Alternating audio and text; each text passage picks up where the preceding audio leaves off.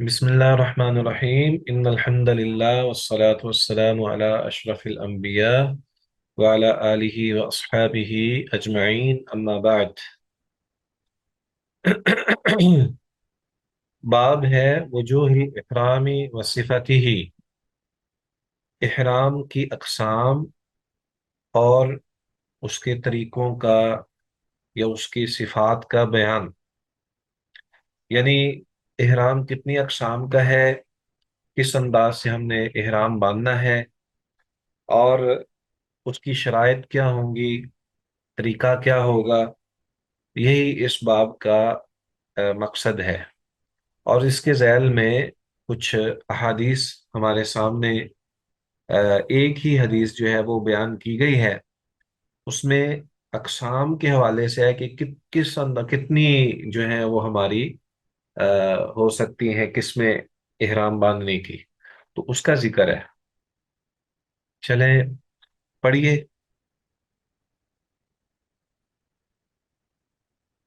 سر میں پڑھ دوں؟ جی جی۔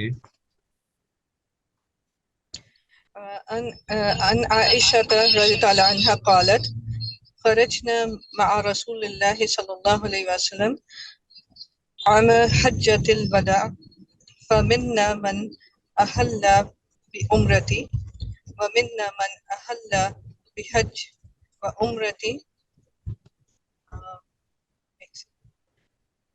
ومنا من أهل بحج وأهل رسول الله صلى الله عليه وسلم بالحج فأما من أهل بعمرة فحل عند قدومه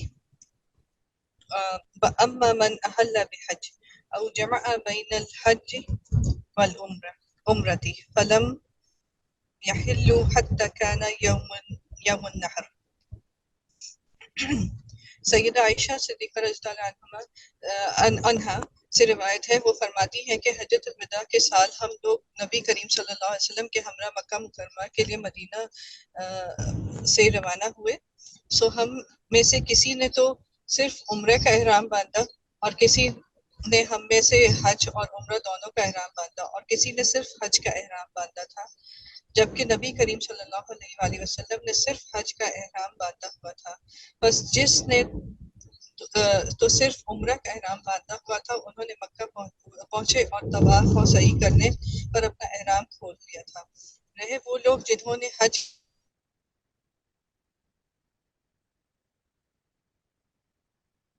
جی، آواز آپ کی نہیں آ رہی ہے۔ چلیں، جزاکم اللہ خیر۔ سیدہ عائشہ رضی اللہ تعالی عنہا سے روایت ہے، وہ بیان کرتی ہیں خرجنا مع رسول اللہ صلی اللہ علیہ وآلہ وسلم، کہ ہم نکلے رسول اللہ صلی اللہ علیہ وآلہ وسلم کے ساتھ عام حجت الوداع، حجت الوداع کے سال، یعنی اس سال جو آخری حج تھا، جس کو ہم نبی اکرم صلی اللہ علیہ وآلہ وسلم کا وداعی حج کہا کرتے ہیں، اس سال ہم حج کے لیے نکلے۔ پھر فرمایا فمنا من احل بعمرۃ، پس ہم میں سے کچھ ایسے تھے جنہوں نے تلبیہ پکارا عمرے کا، ٹھیک ہے۔ ومنا ومنا من احل بحج و عمرۃ، اور ہم میں سے کچھ وہ بھی تھے جنہوں نے احرام بندہ حج اور عمرے کا، دونوں کا۔ ومنا من احل بحج، اور ہم میں سے وہ بھی تھے جنہوں نے صرف حج کا ہی احرام باندھا تھا۔ گویا کہ یہ تین اقسام ہو گئی، جس نے صرف عمرے کا، دوسرا جنہوں نے حج اور عمرہ دونوں کا، اور جس نے صرف حج کا۔ پھر بیان کیا وَأَحَلَّ رسول اللہ صلی اللہ علیہ وآلہ وسلم بالحج، رسول اللہ صلی اللہ علیہ وآلہ وسلم نے صرف حج کا احرام باندھا۔ فَأَمَّا مَنْ أَحَلَّ بِعُمْرَةٍ فَحَلَّ عِنْدَ قُدُومِهِ، تو بس جس شخص نے احرام باندھا تھا صرف عمرے کا، تو وہ حلال ہو گیا جب وہ پہنچا، یعنی اس نے عمرہ کر لیا تو وہ پہنچا تو اس نے اپنے آپ کو حلال کر لیا، احرام کھول دیا۔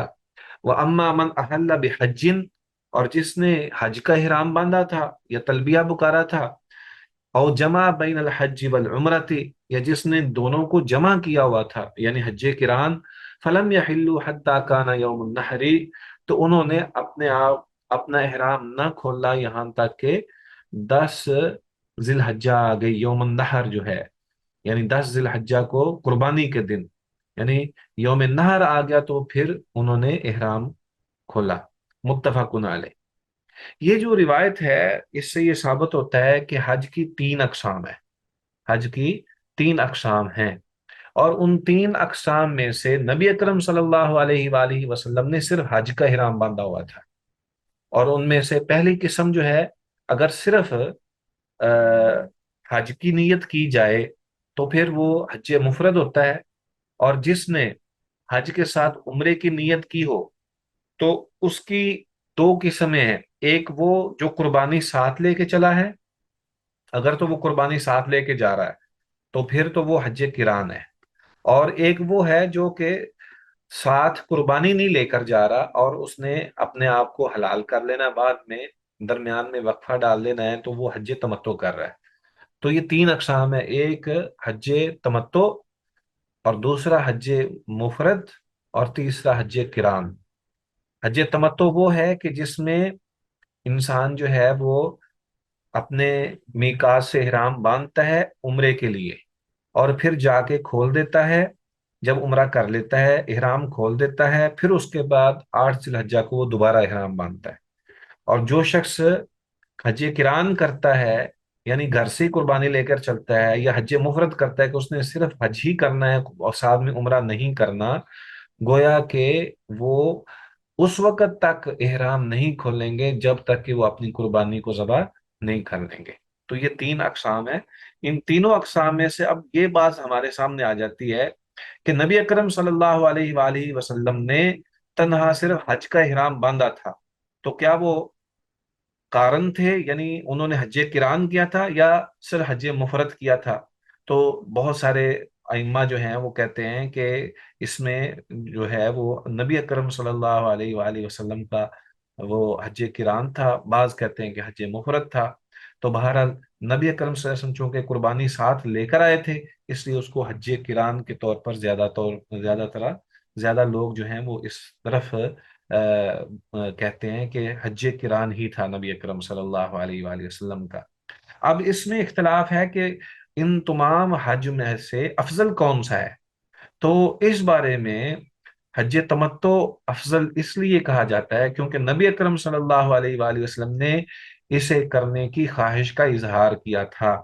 और आपने फरमाया था कि आइंदा अगर मैं जिंदा रहा तो मैं हज तमत्तो करूंगा। और खुद नबी अकरम सल्लल्लाहु अलैहि वसल्लम ने अपने सहाबा में कई ऐसे सहाबा थे जिनको कह दिया था कि भाई तुम भी अपना हज तमत्तो जो है वो करो।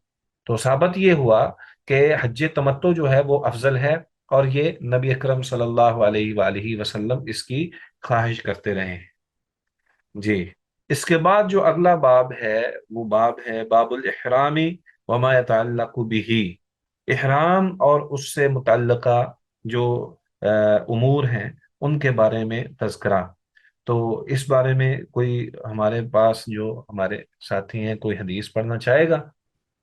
अऊज़ु बिल्लाहि मिनश शैतानिर रजीम बिस्मिल्लाहिर रहमानिर रहीम अन इब्न उमर रज़ियल्लाहु तआला अन्हुमा क़ाल मा अहल्ल रसूलुल्लाहि स्वल्लल्लाहु अलैहि वसल्लम इल्ला मिन इंदिल मस्जिद मुत्तफ़क़ुन अलैहि। हज़रत जज़ाकल्लाहु इब्न खैर। उमर रज़ियल्लाहु तआला अन्हुमा से रिवायत है, वो फरमाते हैं नबी करीम सल्लल्लाहु अलैहि वसल्लम ने जब भी एहराम बांधा तो मस्जिद जुल खुलैफा के पास ही एहराम बांधा था। ये ये जुल्हुलैफा, हदीस मुत्तफ़क़ुन अलैहि। हाँ जी, इसको बेर अली भी कहते हैं। हाँ जी। सैयदना अब्दुल्ला इब्न उमर रजी अल्लाह ताला अन्हु से रिवायत है कि वो बयान करते हैं, मा अहल्ला रसूलुल्लाह सल्लल्लाहु अलैहि वसल्लम, नहीं इहराम बांधा रसूलुल्लाह सल्लल्लाहु अलैहि वसल्लम ने, इल्ला मगर, मिन इंदिल मस्जिद, मस्जिद के पास से। ठीक है। گویا کہ اس حدیث سے یہ ثابت ہوتا ہے کہ نبی اکرم صلی اللہ علیہ وآلہ وسلم اپنے گھر سے احرام باندھ کے نہیں آتے تھے، بلکہ میقات کے اوپر احرام باندھا کرتے تھے۔ تو احرام، یہ جو مسجد ذوالحلیفہ ہے، یہ اب تھوڑا سا مسجد جو ہے یہ مدینہ کے اندر ہی آ گئی ہے، البتہ اس کو بیر علی بھی کہا جاتا تھا۔ تو اس موقع پر نبی اکرم صلی اللہ علیہ وآلہ وسلم نے تمام صحابہ کو یہی کہا تھا کہ وہاں پہنچیں، اور پھر آپ صلی اللہ علیہ وسلم نے کچھ وہاں پہ کچھ دیر قیام بھی کیا، اور پھر ظہر کی نماز پڑھی۔ ظہر کی نماز پڑھنے کے بعد جو ہے نبی اکرم صلی اللہ علیہ وآلہ وسلم نے جو ہے وہ احرام باندھا، اور پھر حج کے لیے نیت کر کے نکلے۔ تو اس میں کچھ تفصیل ہے، میں آپ کے سامنے انشاءاللہ شیئر کروں گا یہ پوری ترتیب کے ساتھ۔ کوئی سوال کرنا چاہ رہا تھا؟ ہاں جی۔ نہیں سر، سر آواز آ رہی ہے آپ کو؟ ہاں جی، آواز آ رہی ہے آپ؟ نہیں سر، وہ نیکسٹ حدیث کے لیے میں نے وہ ہاتھ کھڑا کیا تھا کہ انشاءاللہ نیکسٹ حدیث میں پڑھوں۔ اچھا، آپ پڑھیے، اگلی حدیث پڑھیے پھر۔ جی جی۔ جی۔ وان خلاد ابن صائب عن ابیہ رضی خلاد اللہ ابن عنہ السائبی۔ ان جی جی، وان خلاد ابن صائب عن ابیہ رضی اللہ عنہ ان رسول اللہ صلی اللہ علیہ وسلم قال اتانی جبریل فامرنی ان امر اصحابی ان يرفعوا اصواتهم بالاحلال، راہ الخمسۃ وصححہ ترمذی وابن حبان۔ خلاد بن صاحب اپنے والد ماجد رضی اللہ تعالیٰ عنہ سے روایت کرتے ہیں کہ نبی کریم صلی اللہ علیہ وسلم نے ارشاد فرمایا کہ جبرائیل علیہ السلام میرے پاس آ کر مجھے اس بات کا حکم دیا کہ میں اپنے صحاب رضی اللہ تعالیٰ عنہم کو اس بات کا حکم دوں کہ وہ تلبیہ کہتے ہوئے اپنی آوازوں کو بلند کریں۔ اس حدیث کو ائمہ خمسہ نے روایت کیا ہے، جبکہ امام ترمذی اور امام حبان نے اسے صحیح کہا ہے۔ ٹھیک ہے، جزاکم اللہ خیر۔ سیدنا خلاد بن صائب رحمہ اللہ اپنے والد سے، ان ابی ہی، اپنے والد رضی اللہ تعالی عنہ سے، یعنی صائب رضی اللہ تعالی عنہ سے روایت کرتے ہیں کہ ان رسول اللہ صلی اللہ علیہ وآلہ وسلم قال، بلا شبہ رسول اللہ صلی اللہ علیہ وآلہ وسلم نے ارشاد فرمایا، اتانی جبریل، میرے پاس آئے جبریل، فامرنی، پس انہوں نے مجھے حکم دیا، ان آمر اصحابی، یہ کہ میں اپنے صحابہ کو حکم دوں، ان یرفعوا، یہ کہ وہ بلند کریں، اصواتہم، اپنی آوازوں کو، بالاحلال، تلبیہ کے ساتھ۔ رواہ الخمسۃ وصححہ الترمذی وابن حبان۔ ٹھیک ہے جی۔ تو اس سے مراد، رواہ الخمسہ سے مراد کیا ہے؟ کون بتائے گا؟ رواہ الخمسہ سے مراد کون کون سے ہیں؟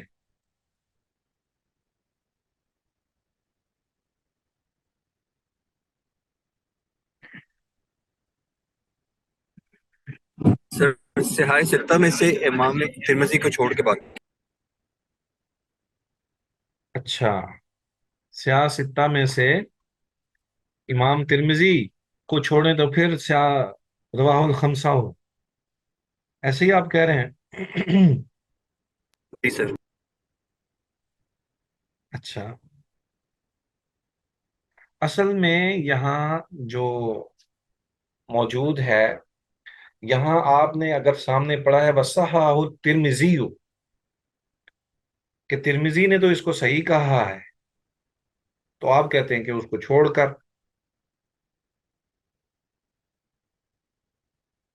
یہ لیں نیچے آپ دیکھیں، آپ یہاں پہ سنن نبی داود بھی ہے، جامع ترمذی بھی ہے، سنن نسائی بھی ہے، ابن ماجہ بھی ہے، اور مسند احمد بھی ہے۔ ہاں جی۔ تو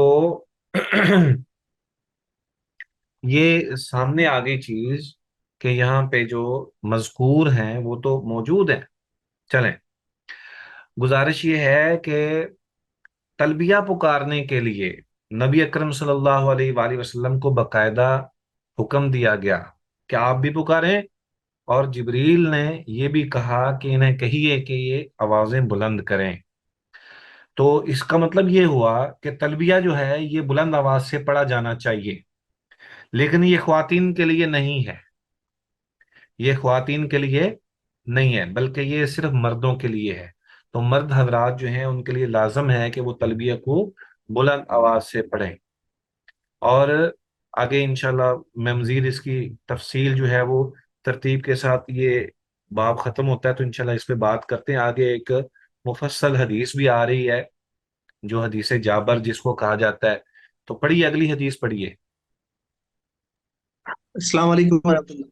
وعلیکم السلام جی۔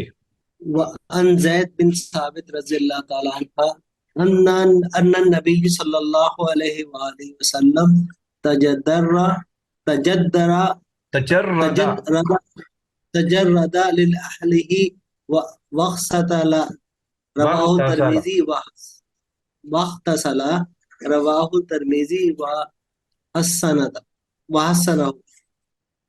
حضرت زید بن ثابت رضی اللہ تعالیٰ عنہ سے روایت ہے کہ نبی کریم صلی اللہ علیہ وسلم احرام باندھنے کے لیے پہلے لباس اتار کر غسل فرمایا، پھر احرام باندھا۔ اس حدیث کو امام ترمذی رحمۃ اللہ علیہ نے روایت کر کے اس کو حسن کہا ہے۔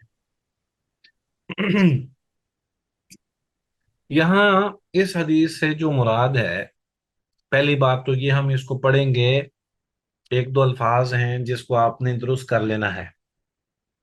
ہاں جی، وان زید بن ثابت رضی اللہ تعالی عنہ ان النبی صلی اللہ علیہ وآلہ وسلم تجرد لإحلالہ،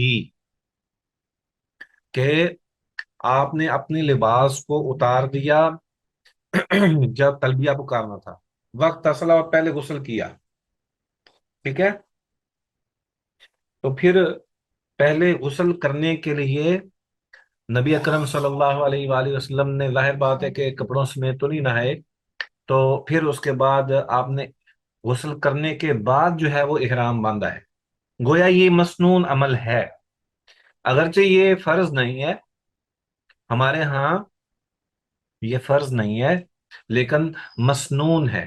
ہمارے ہاں سے مراد یعنی اہل السنہ والجماعہ اس کو فرض قرار نہیں دیتے، اور یہ غسل مردوں اور عورتوں دونوں کے لیے سنت ہے، مسنون ہے، یہ کرنا چاہیے، لیکن یہ فریضے کے طور پر نہیں ہے کہ یہ احرام کا حصہ ہے۔ کیونکہ آپ یہ سمجھ لیجئے کہ بعض چیزیں ایسی ہیں جو کہ احرام کے ساتھ فریضے کے طور پر شامل ہیں، جیسے میقات سے احرام باندھنا، اور اسی طرح باقی ناخنوں کو نہ کاٹنا احرام کی حالت میں، سر پر مردوں کے لیے کپڑا نہ لینا، بالوں کو نہ کاٹنا، اور مرد و عورت دونوں کے لیے کہ اپنے دستانے وغیرہ نہیں پہن سکتے، اور مردوں کے لیے کہ وہ جرابے بھی نہیں پہن سکتے، اور عورتیں بھی جرابے نہیں پہن سکتی، لیکن مردوں کا ٹخنوں کا ننگا رکھنا، تو یہ ساری چیزیں ہیں۔ تو اس میں غسل جو ہے وہ اس انداز سے شامل نہیں ہے، البتہ مسنون عمل موجود ہے، ٹھیک ہے جی۔ آگے اگلی روایت کون پڑھے گا؟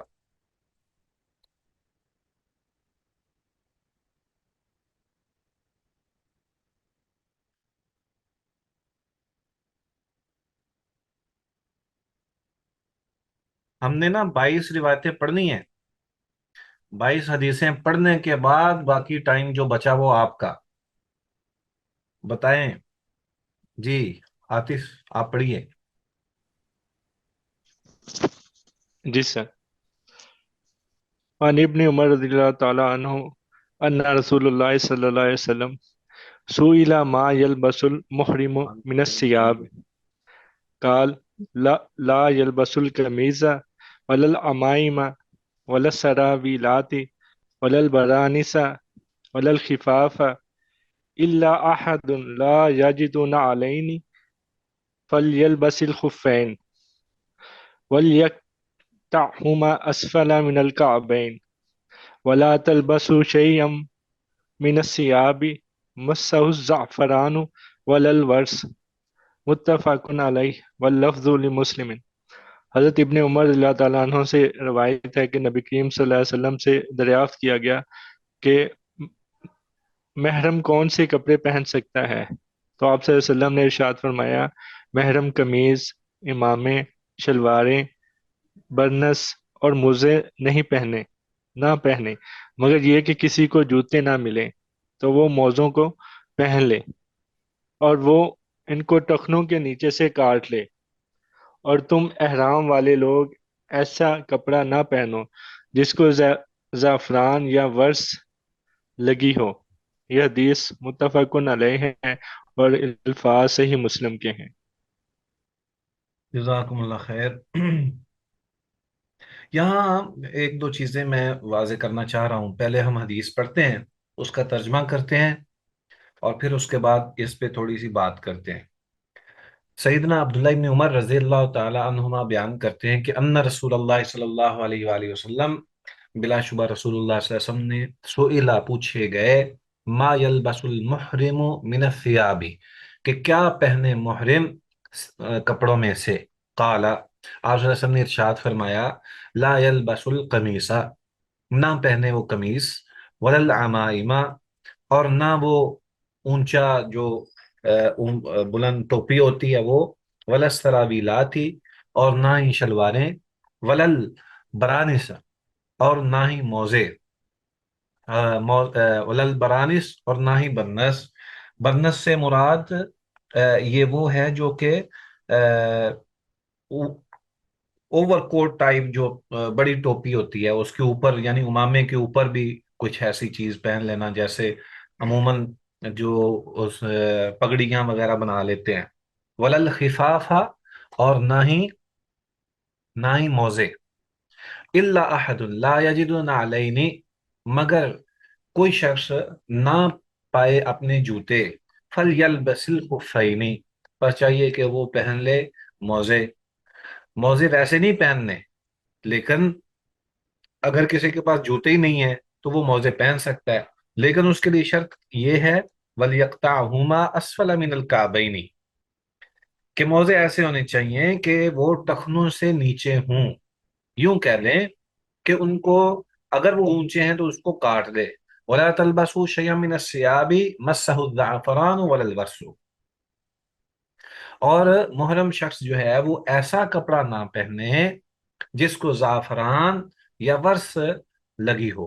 مراد دونوں قسم کی یعنی ایک وہ خوشبو ہے جو کہ ویسے کسی چیز سے، جیسے ہم عطر وغیرہ لگاتے ہیں تو وہ نظر نہیں آتی لیکن خوشبو آتی ہے، اور دوسرا وہ جو کہ نظر بھی آتی ہے، یعنی میک اپ ٹائپ کوئی چیز، ایسی چیز جو کہ واضح ہو رہی ہو۔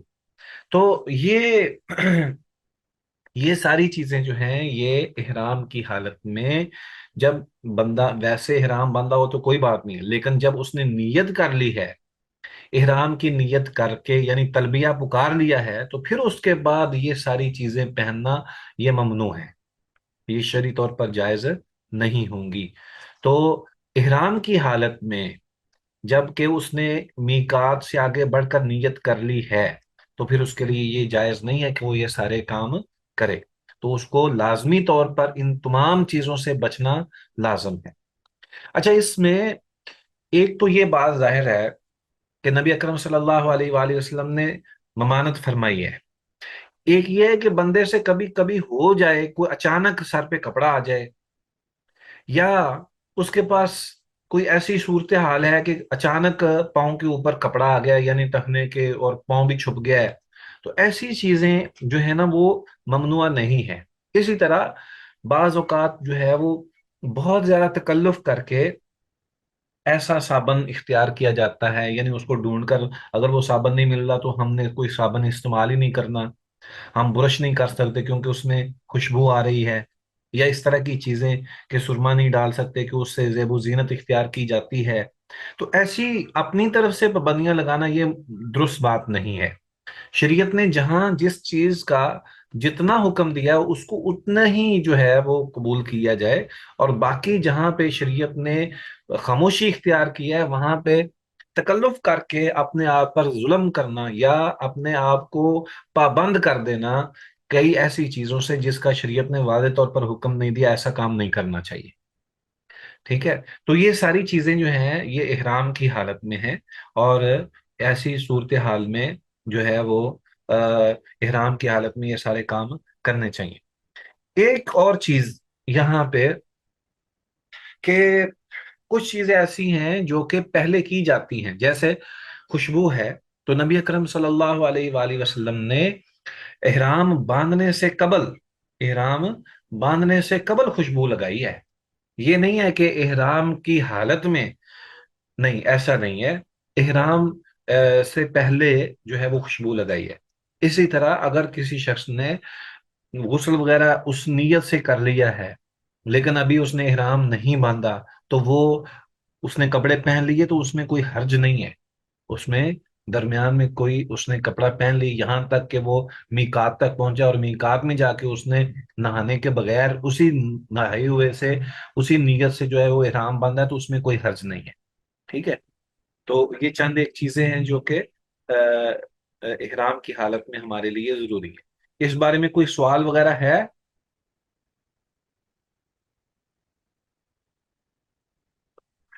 کچھ ایسی چیزیں ہیں کہ مثال کے طور پر چادریں نہیں ملتی، شلوار ہی ہے، یا مطلب ہے کہ کوئی ایسی صورت بن جاتی ہے کہ جس میں وہ ایسی جو ایسی صورتحال کہ جس میں ایک اضطراری کیفیت ہو، اس میں کوئی حرج نہیں ہے۔ جیسے ایک بندہ جو ہے وہ مجروح ہے، زخمی ہے، اس کے سر پر جو ہے وہ پٹی بندھی ہوئی ہے، تو وہ اس سے نکل جائے گا، ایسی وہ ظاہر بات ہے کہ اس کا مطلب یہ نہیں ہے کہ اس کا حج ہی نہیں ہے یا اس کے اوپر لازم ہے کہ وہ ہر صورت میں اس کو کرے، تو یہ تھوڑی سی جو ہے نا اس میں تبدیلی میں کوئی حرج نہیں ہے۔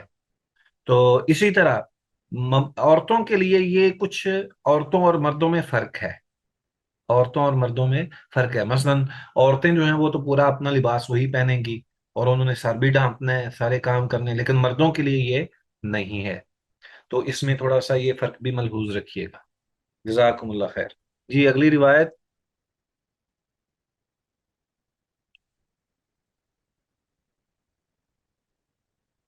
مجھے ایک یہ بتائیے کہ کس کس کے پاس کتاب موجود ہے؟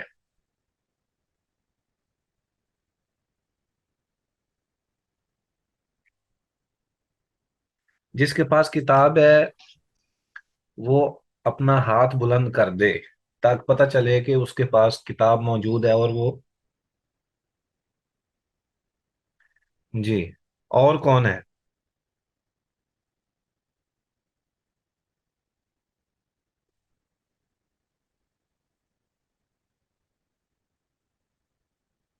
بس دو ہی ساتھی ایسے ہیں جن کے پاس کتاب ہے؟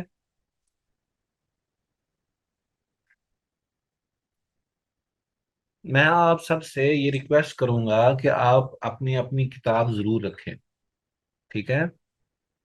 کیونکہ کتاب سے پڑھنے سے وہ فائدہ ہوتا ہے، یہ صرف سننے پر ہی اکتفا نہ کریں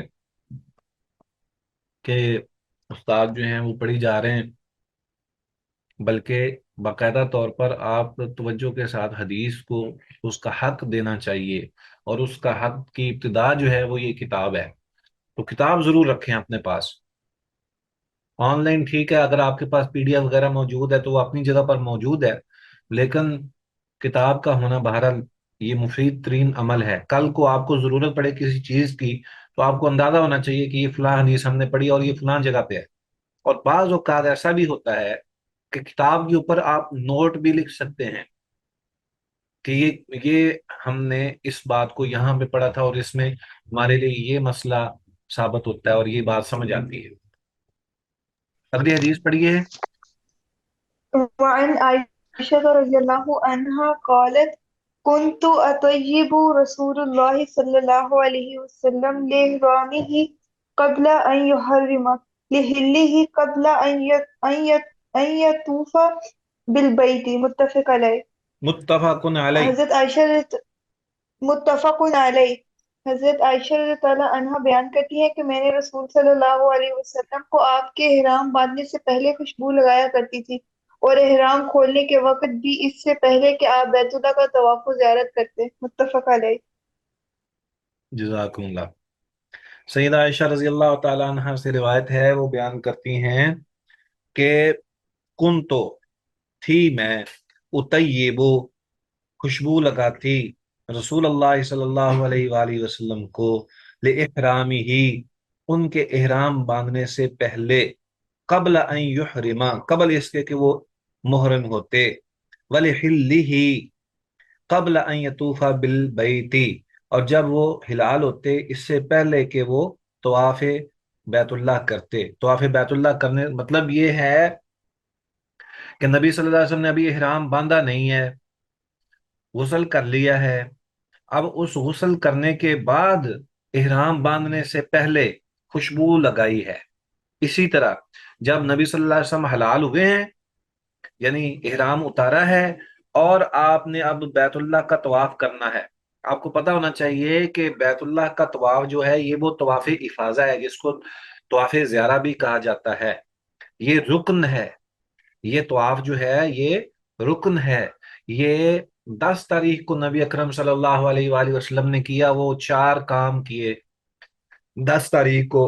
उन 4 कामों में पहले नंबर पर कुर्बानी की, फिर उसके बाद कुर्बानी से पहले पहले नंबर पर जमरात को कंकरियां मारी, मुजदलफा से रात मुजदलफा में गुजारने के बाद सुबह फजर जब सूरज तुलू हुआ उस वक्त नबी अकरम सल्लल्लाहु अलैहि वसल्लम मुजदलफा से निकले।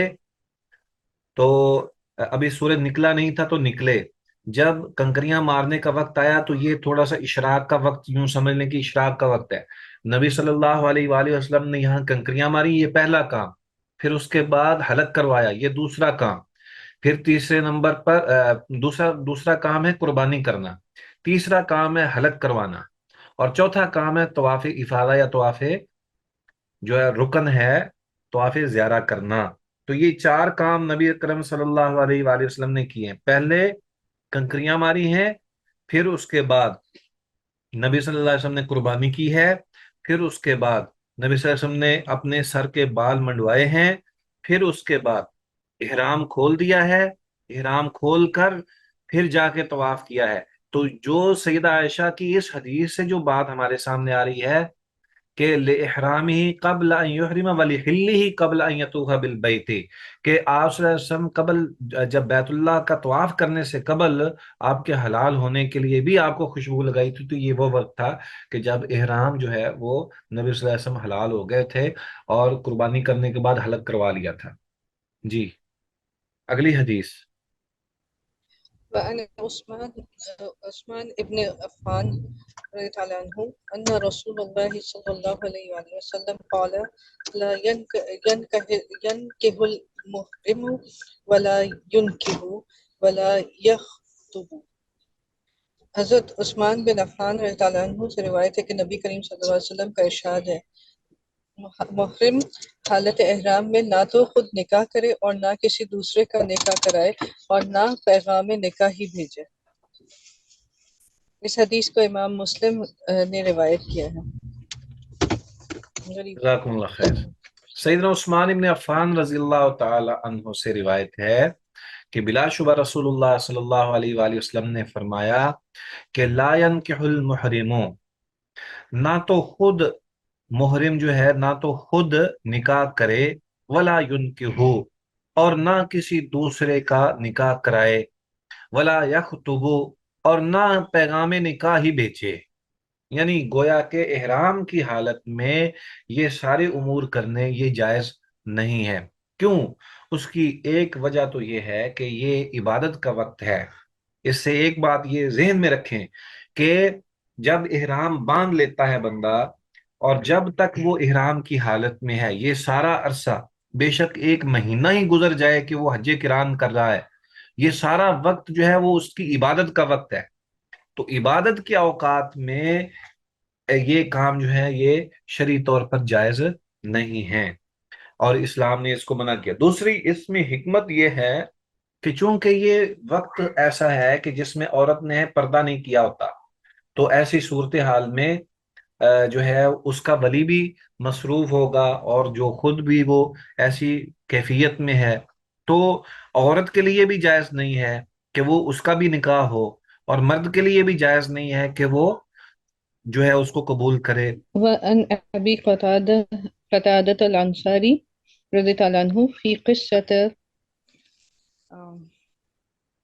کلیئر نہیں ہے سر میرے موبائل پہ قصہ تھا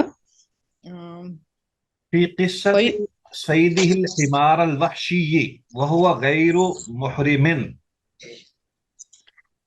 جی اچھا وہ میرے صیدی الحمار والوحشی وهو غیر المحرم فقال رسول اللہ صلی اللہ علیہ وآلہ وسلم لأصحابه وكانوا محرم ہاں جی محرمین محرمین محرمین محرمین محرمین جی محرمین جمع میں جی ٹھیک ہے حد منکم احد امر او اشار الی بشیء قالوا لا قال فکلوا ما بقی من لحمه ما بقي من لحمه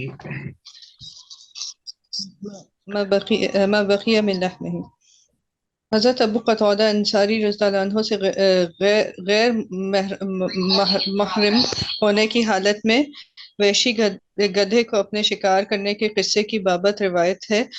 وہ فرماتے ہیں کہ نبی کریم صلی اللہ علیہ وسلم نے حضرت ابو قتادہ کے ساتھیوں سے دریافت فرمایا جو محرم تھے کہ کیا تم میں سے کسی نے ان کو اس گدھے کا شکار کرنے کو کہا تھا یا کسی چیز کے ذریعے ان کو شکار کی طرف اشارہ کیا تھا؟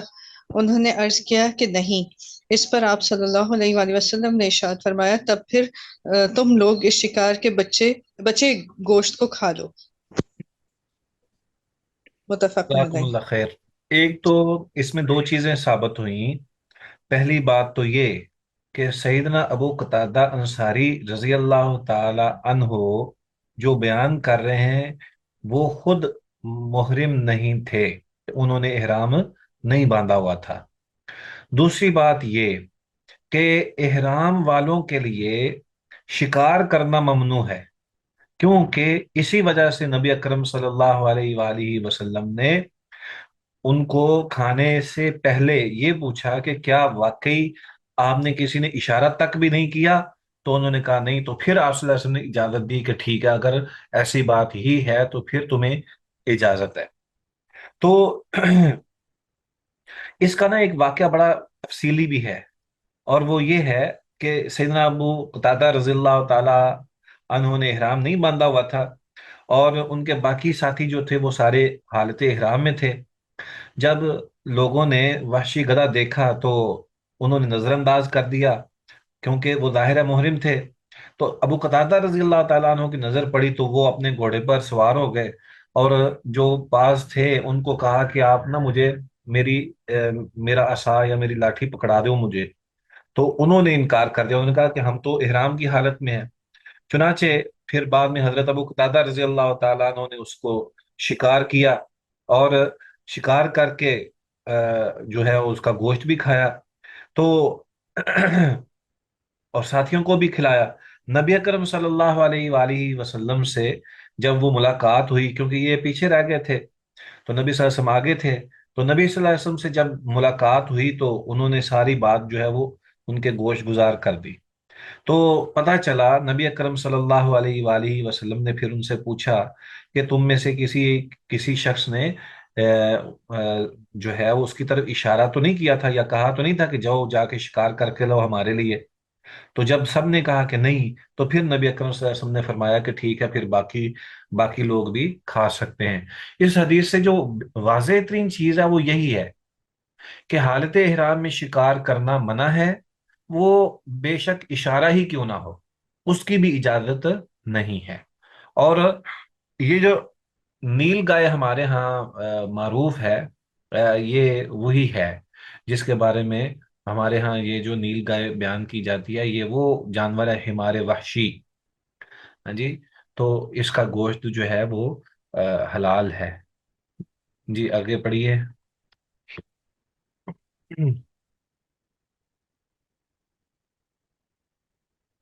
سر پھر اس کو گدھا کیوں ٹرانسلیٹ کیا ہے؟ یہ چونکہ یہ جنگلی جانور ہے نا، جیسے آپ کے علم میں ہے، جب ساتھ میں وحشی بھی لگا دیا ہے تو اس کی جو نام کی جو وجہ ہے وہ بھی تبدیل ہو گئی۔ تو آپ کو پتہ ہے کہ ویسے ہمار جو ہے وہ تو عام ہمارے ہاں جو گھریلو گدھا ہے اس کو کہا جاتا ہے، لیکن جو جنگلی گدھا ہے وہ بھی جائز ہے، اور وہ زیبرا کہا جاتا ہے، یا اس طرح کی دیگر جو جانور ہیں جو چرنے والے جو جنگلی جانور ہیں جو اس کے مشابہ ہیں، لیکن جب اس کے ساتھ وحشی کا لفظ لگا دیا ہے تو یہ وہ نیل گائے ہی بنتی ہے، جو کہ ہمارے ہاں یہاں پہ معروف ہے، اور اس کا لوگ شکار بھی کرتے ہیں۔ حدیث کوئی پڑھے گا کہ میں پڑھتا ہوں؟ وعن الصعب بن جثامة الليثي رضی اللہ تعالی عنہ انه اهدى لرسول الله صلی اللہ علیہ وآلہ وسلم حمارا وحشیا وهو بالابواء او بودانا فرده عليه وقال انا لم نرده عليك الا انا حرم، متفق علیہ۔ یہ حدیث جو ہے اس میں ہے کہ صعب بن جسامہ لیسی رضی اللہ تعالی عنہ کہتے ہیں کہ انہو اہدا، کہ بلا شبہ انہوں نے ہدیہ دیا، رسول اللہ صلی اللہ علیہ وآلہ وسلم کو تحفہ دیا، حمارن وحشین، وحشی گدھے کو، یعنی وہی جانور جو ہے جو جنگلی جانور ہے، وَهُوَ بِالْأَبْوَاءِ أَوْ بِوَدَّانَ۔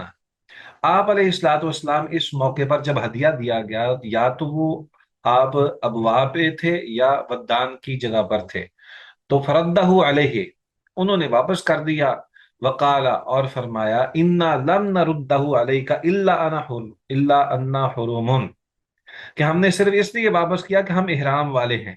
یہاں اصل میں نبی اکرم صلی اللہ علیہ وآلہ وسلم نے منع اس لیے کیا کیونکہ وہ جانور جو تھا وہ شکار ہی نبی اکرم صلی اللہ علیہ وآلہ وسلم کے لیے کیا گیا تھا۔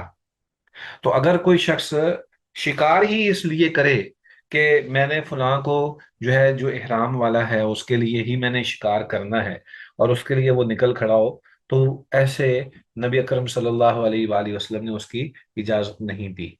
تو پہلی حدیث سے یہ بظاہر معارض محسوس ہوتی ہے کہ وہ اس کے بالکل برعکس ہے، آپ صلی اللہ علیہ وسلم نے وہاں تو فرمایا ہے کہ کھا لو، اور یہاں جو ہے وہ آپ نے جو ہے اجازت نہیں دی، بلکہ خود ہدیہ بھی جو ہے اس کو قبول نہیں کیا۔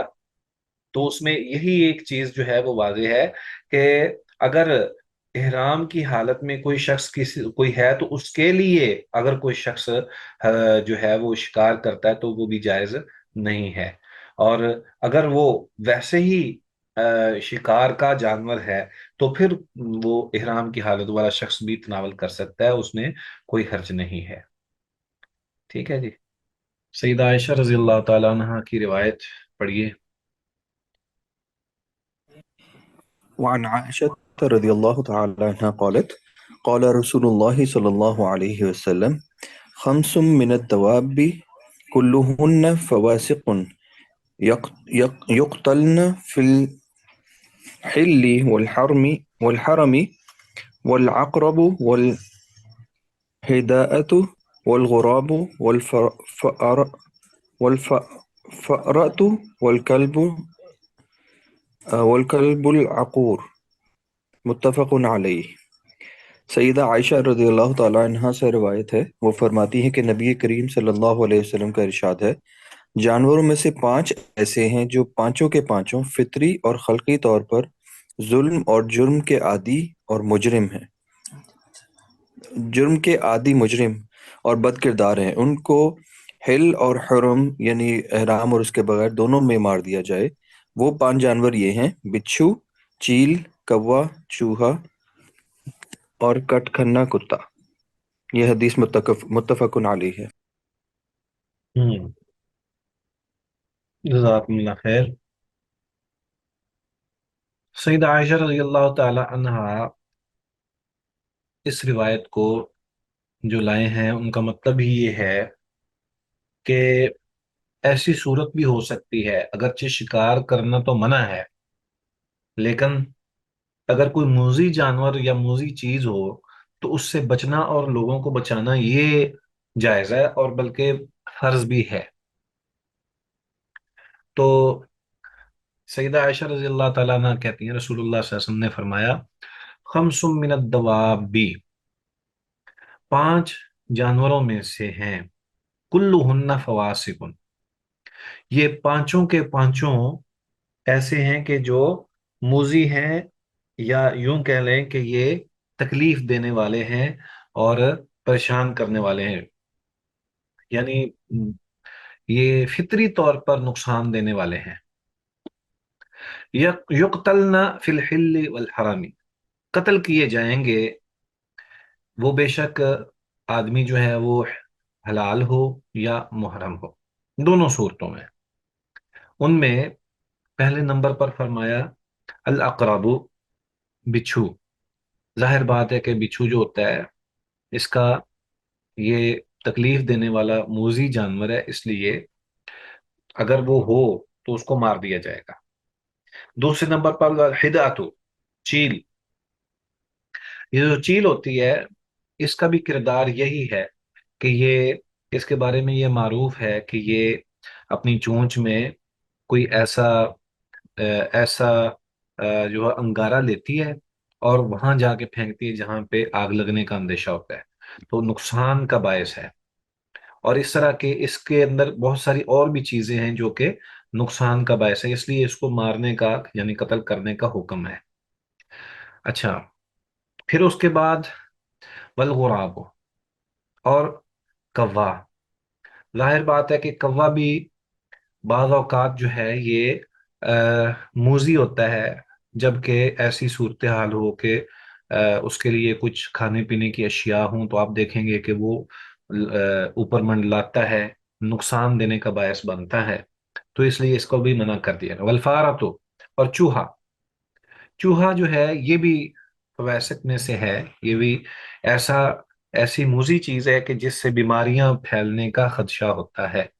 वल कल्बुल अकूर, और ऐसा जानवर, ऐसा कुत्ता जो कि दरिंदगी की तरफ जाए, यानी वो जो है वो काट खाने वाला हो, ऐसा कुत्ता जो कि काट खाने वाला हो, यानी वो नुकसान देने वाला हो, तो ऐसे कुत्ते को भी कत्ल किया जाएगा।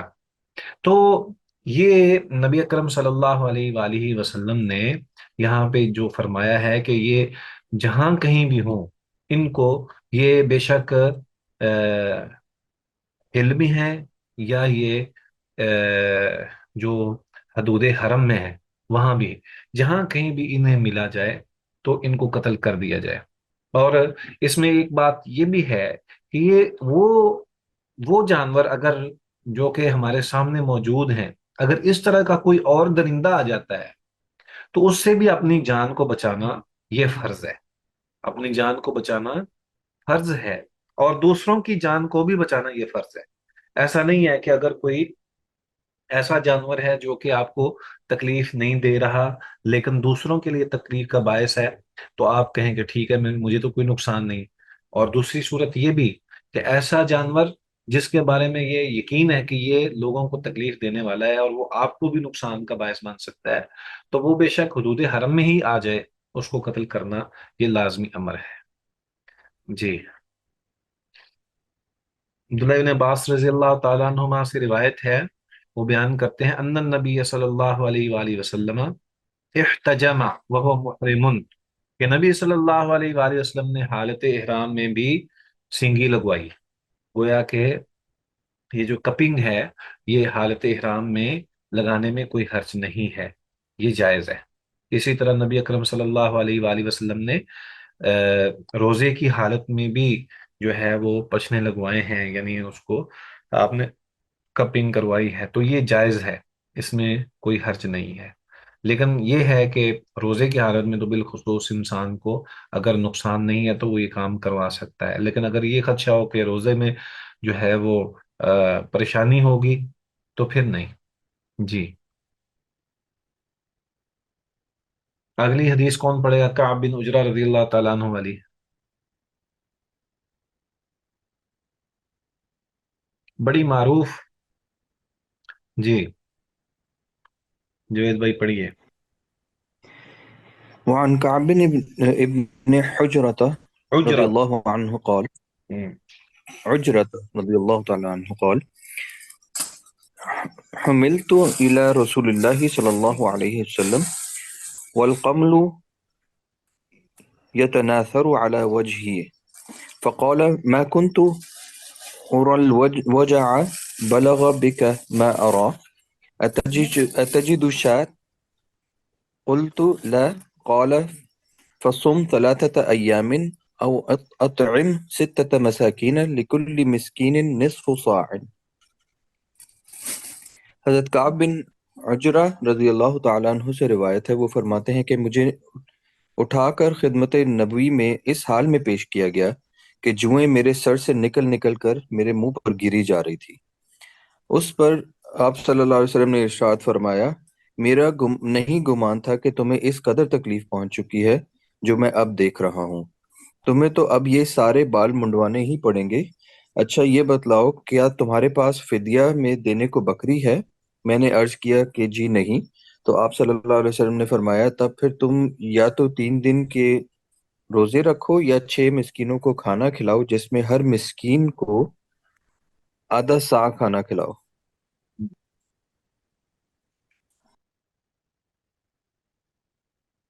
جزاکم اللہ خیر۔ اس روایت میں جو پچھلی روایت ہے یہ اس کا تتمہ ہے۔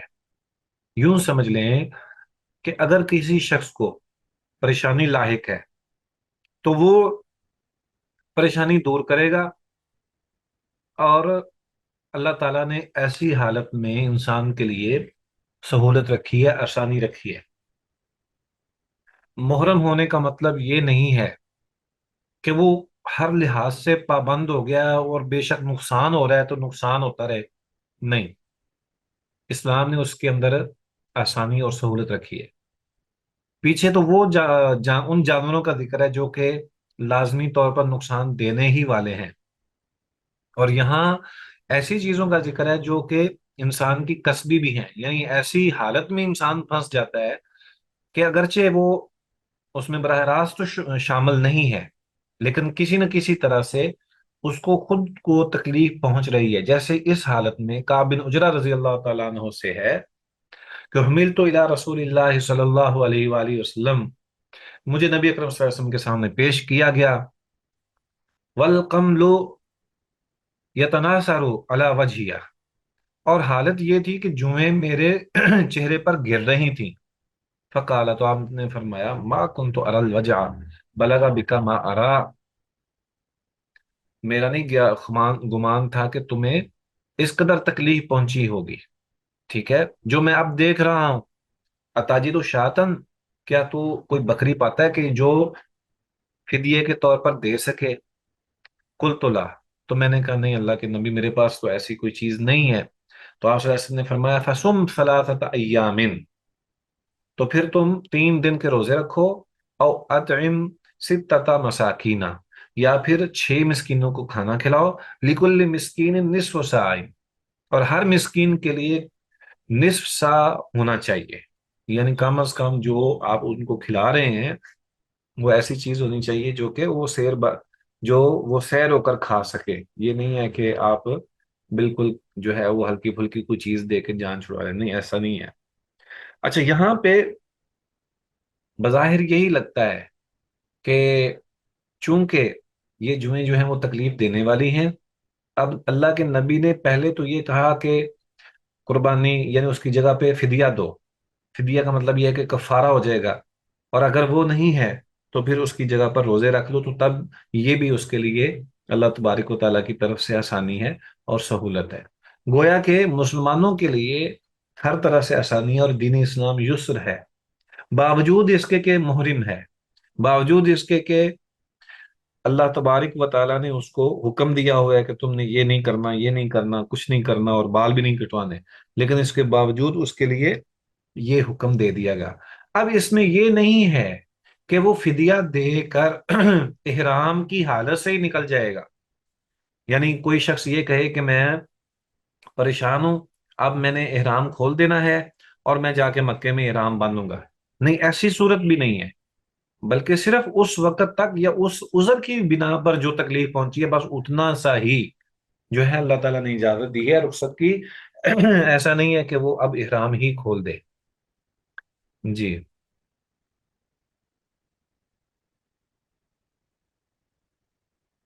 یہ روایت کوئی پڑھے گا؟ थोड़ी सी मैं पढ़ता हूँ। सैयदना अबू हुरैरा रज़ी अल्लाह तआला अन्हु से रिवायत है, वो बयान करते हैं, लम्मा फतहल्लाहु तआला, जब अल्लाह तबारिक व तआला ने फतह फरमा दी, अला रसूल ही, अपने रसूल पर, मक्का की, क़ाम रसूलुल्लाह सल्लल्लाहु अलैहि वसल्लम, रसूलुल्लाह सल्लल्लाहु अलैहि वसल्लम खड़े हुए, फिन नासी, लोगों में, फहमिदल्लाह, तो आपने अल्लाह की हम्द बयान की, व असना अलैहि, और सना भी उस पर पढ़ी, सुम्मा काला, फिर नबी अकरम सल्लल्लाहु अलैहि वसल्लम ने इरशाद फरमाया, इन्नल्लाह तआला, बिलाशुबा अल्लाह तबारिक व तआला ने, हबस अन मक्कतल फीला, हाथियों को मक्के से रोक दिया था, वसल्लत अलैहा रसूलहु वल मुमिनीन, मगर अपने रसूल और मोमनों को उन पर गलबा जो है या तसल्लत दे दिया है। व इन्नहा लम तहिल्ल लिअहदिन काना कबली, और बिलाशुबा नहीं जायज हुआ किसी एक के लिए भी मक्का में इस अंदाज से दाखिल होना मुझसे पहले।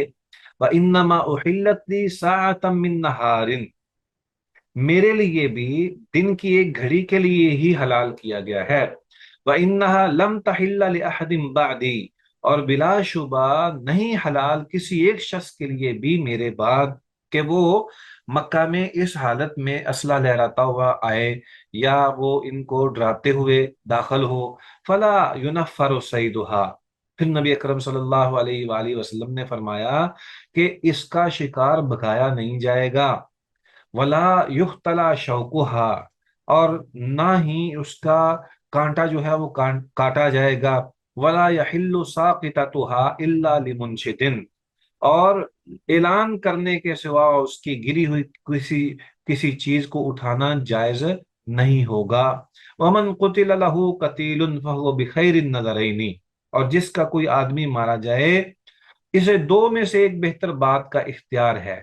फ़क़ाल अल अब्बासु, तो अब्बास रजी अल्लाह ताला अन्हु ने अर्ज की, इल्लल इज़खिरा, कि ऐ अल्लाह के नबी, आपने मना कर दिया है कि कोई जो है वो कांटे वाली झाड़ी जो है उसको भी नहीं हमने उखेड़ना या काटना, तो इज़खर के हवाले से आपका क्या ख्याल है ऐ अल्लाह के नबी, या रसूलुल्लाह, अल्लाह के नबी, फ़इन्ना नजअलुहु फी कुबूरिना व बुयूतिना, क्योंकि हम इसको अपनी कब्रों में और अपने घरों में इस्तेमाल करते हैं। इज़हर एक किस्म की घास थी जो कांटे वाली। दफा काला, आप सल्लल्लाहु अलैहि वसल्लम ने फरमाया, इल्लल इज़खिरा, मगर ये इज़खिर जो घास है, इसे काटने की इजाजत है। मुत्तफ़क़ुन अलैह। इस रिवायत के अंदर बहुत सारी चीजें हैं जो हमारे लिए रहनुमाई का बायस हैं। सबसे पहली बात तो ये कि मक्का हुर्मत वाला है, और इस हुर्मत वाले शहर को किसी के लिए जायज नहीं है कि वहां असला लेकर जाए और वहां के लोगों को डराए, और वो किसी सूरत में भी वहां पे किसी भी शख्स को परेशान करे, ये जायज नहीं है। यहां तक कि वहां अगर कोई शिकार वाली चीज दाखिल हो गई है तो उसको भी कुछ नहीं कहा जा सकता, और वहां अगर कोई दरख्त वगैरह उग गया है तो उसको भी नहीं काटा जा सकता। और अगर किसी की कोई चीज गिर गई है तो किसी के लिए जायज नहीं है कि वो उसको उठाए, सिवाय उस शख्स के लिए जो कि उठाकर आगे लोगों तक पहुंचाने का बायस बने, यानी वो ऐलान करता रहे कि ये फलां चीज गिरी हुई है, अगर किसी की है तो उसका मालिक जो है वो ले ले। तो दूसरा, अगर कोई मकतूल हो गया है तो उसके लिए दो चीजें, यानी ये दो चीजों का इख्तियार है, चाहे तो वो किसास ले ले, चाहे तो वो दियत वसूल कर ले।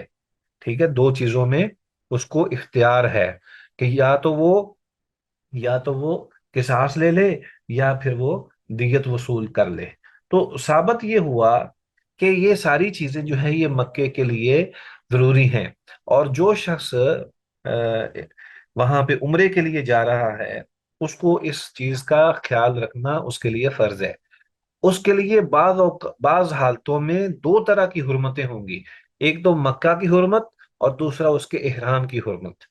तो अगर वो इहराम की हुर्मत से निकल गया है तो वो ये ना समझे कि वो सारे काम सरंजाम देगा, बल्कि उसके लिए फिर भी वहां पे रहने वालों के लिए आसानियां और खैर का बायस बनना है। किसी को डरा धमका नहीं सकता और किसी का नुकसान नहीं कर सकता। जी। کوئی سوال وغیرہ تو نہیں ہے آپ لوگوں میں؟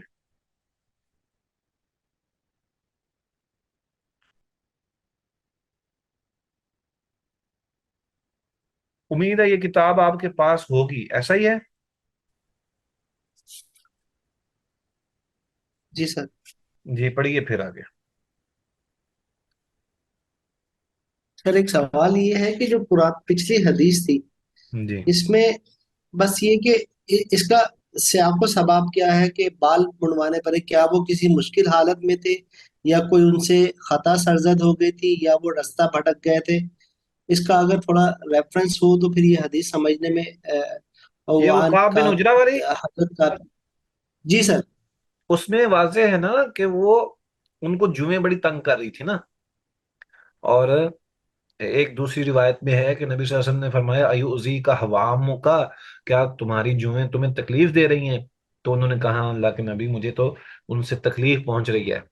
تو نبی صلی اللہ علیہ وآلہ وسلم نے فرمایا ٹھیک ہے، پھر تم ایک بکری اگر ہے تو اس کو فدیہ دے دو، اگر نہیں ہے تو 3 روزے رکھ لو. تو مقصد تو یہ تھا. تو ایسی ہی صورت میں مقصد یہ ہے کہ احرام کی حالت میں بال کاٹنا جائز نہیں ہے. اب جب بندہ مسافر ہو نا، اور سفر بھی پیدل جی والا سر. ہو، اور پھر اس نے، ظاہر بات ہے کہ جب پیدل سفر کرتے ہیں تو وہ کم از کم مکہ سے مدینہ میں سفر کرتے ہوئے 8-10 دن لگ جایا کرتے تھے. جیسا کہ نبی صلی اللہ علیہ وسلم کی ہجرت کا معاملہ ہے، وہاں پہ ہجرت کر کے گئے تو تقریباً اتنے دن لگ گئے تھے. تو ثابت یہ ہوتا ہے کہ سفر جو تھا وہ خاصا لمبا تھا. تو گرد آلود کی وجہ سے، آلودگی کی وجہ سے یا گرد کی وجہ سے یا جو بھی صورت تھی، بال بڑے ہوں تو ان میں کنگھی وغیرہ نہیں کی جاتی، اور ایسی صورتحال میں نہانا بھی مشکل ہوتا ہے. تو پھر جوؤں کا پیدا ہو جانا یا ان کا بڑھ جانا، یہ ظاہر بات ہے کہ ایک فطری سی بات ہے. تو ان کو زیادہ تکلیف تھی کہ بہت ہی زیادہ کام خراب ہو گیا. بعض لوگوں کے نا یہ مسائل ہوتے ہیں. کسی کو تو بالکل سر صاف رہتا ہے اور پسینہ ہو بھی تو تب بھی ان کے پسینے میں ایسی صورت نہیں ہوتی. لیکن بعض لوگوں کا پسینہ جو ہے وہ تھوڑا سا مختلف ہوتا ہے. اس میں جو ہے وہ اس طرح کی جوئیں وغیرہ کا پیدا ہو جانا یہ لازمی امر ہوتا ہے. اور اس میں اس بیچارے کا اپنا قصور نہیں ہوتا کہ وہ اس کی صفائی کا اہتمام نہیں کرتا، بلکہ بعض اوقات ویسے بھی. تو یہ ایسی کیفیت تھی ان کی.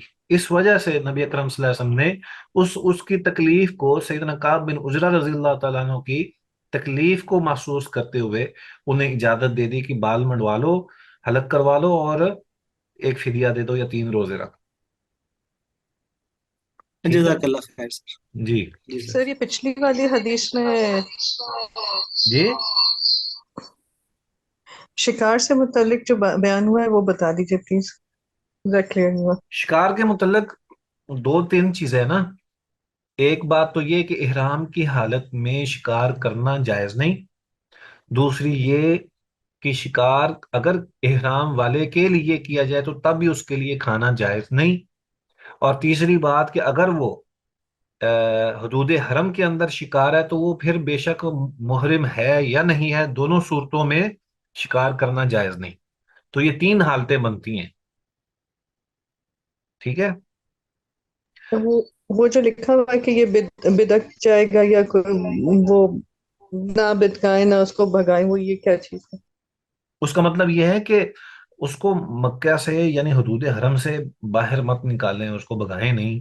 اگر وہ کوئی حدود حرم میں آ گیا ہے، شکاری کوئی چیز ہے جیسے کبوتر وغیرہ ہے نا، وہاں پہ آج کل اگر آپ کو علم ہے تو وہاں کبوتر وغیرہ ہیں یا اس طرح کی دیگر کچھ چیزیں آ جاتی ہیں، تو ان کو وہاں پہ امن ہونا چاہیے.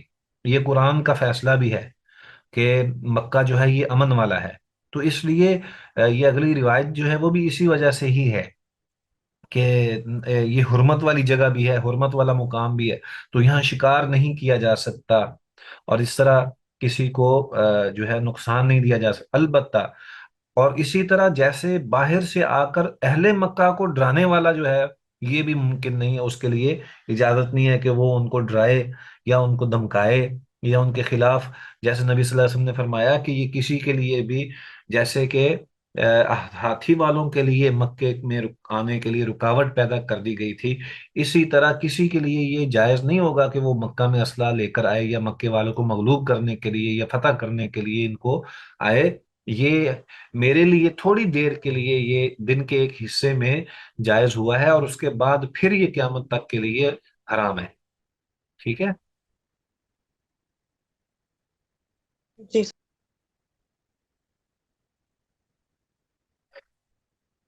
وعن عبد الله بن سعيد بن عاصم رضی اللہ عنہ ان رسول اللہ صلی اللہ علیہ وسلم قال، عبداللہ بن زید بن عاصم رضی اللہ تعالی عنہ سے روایت ہے کہ رسول اللہ صلی اللہ علیہ وسلم نے ارشاد فرمایا، ان ابراہیم حرم مکہ، بلا شبہ ابراہیم علیہ السلام نے مکے کو حرمت والا قرار دیا ہے، ودعا لأہلہا، اور یہاں کے باسیوں کے لیے انہوں نے دعا کی تھی۔ وہ دعا کیا تھی؟ کہ اے اللہ ان کو پھل بھی دے، اور ان کو کھانے بھی دے، اور ان کو طرح طرح کی چیزیں اور نعمتیں بھی عطا فرما۔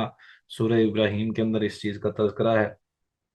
اور فرمایا وَإِنِّي حَرَّمْتُ الْمَدِينَةَ، اور بلا شبہ میں مدینے کو حرمت والا قرار دیتا ہوں، کما حرم ابراہیم مکہ، جیسے ابراہیم علیہ السلام نے مکے کو حرمت والا قرار دیا تھا۔ وَإِنِّي دَعَوْتُ فِي سَاعِهَا، اب وہاں پہ حضرت ابراہیم علیہ السلام نے وہاں دعا کی تھی مکے والوں کے لیے، تو نبی صلی اللہ علیہ وسلم فرماتے ہیں وَإِنِّي دَعَوْتُ فِي سَاعِهَا وَمُدِّهَا بِمِثْلَ مَا دَعَا بِهِ ابراہیم لِأَهْلِ مکہ، کہ جیسے میں مدینہ کے سا اور مد کے لیے ویسی ہی دعا کرتا ہوں جیسی ابراہیم علیہ السلام نے اہل مکہ کے لیے دعا کی تھی۔ گویا کہ یہ بات بھی یہاں پہ فضیلت مکہ و مدینہ ہے، اور حرمت کا تذکرہ بھی ہے کہ مکہ جو ہے وہ حرمت والا ہے، اور مدینہ بھی حرمت والا ہے۔ تو یہاں پہ جو اصل مقصد ہے وہ یہ ذکر کرنا ہے کہ مکہ کے اندر جب کوئی حاجی بھی حج کرنے جائے یا عمرہ کرنے والا جائے، تو وہاں پہنچ کر کسی کو تکلیف یا نقصان نہیں دینا، بلکہ وہ حرمت والی جگہ ہے، اور وہ عبادت کا موقع ہے اور عبادت کی جگہ ہے، اور یہ ابتدائے اسلام سے ہے، یعنی حضرت ابراہیم علیہ السلام کے دور سے ایسا ہی ہے، اور کوئی بھی مکے والا قبل از اسلام بھی مکے کو یا مکے والوں کو تکلیف دینا جو ہے نا اس کے لیے جائز نہیں ہوتا تھا، اور اسی وجہ سے تو وہ سارے امن والے تھے اور مطمئن ہوتے تھے۔ تو یہ ایک نبی کرم صلی اللہ علیہ وسلم نے مدینے کو بھی ویسے ہی اس کے لیے بھی دعا کر دی اور اس کو بھی حرمت والا قرار دے دیا، اور پھر اس کے بعد نبی اکرم صلی اللہ علیہ وسلم نے ایک اور اضافی حکم دے دیا کہ مشرقین کو جزیرہ عرب سے نکال دو۔ ٹھیک ہے۔ تو یہ مختلف قسم کی حد بندیاں جو ہیں یہ اہل حجاز کے لیے موجود ہیں۔ جی اگلی روایت کوئی پڑھے گا؟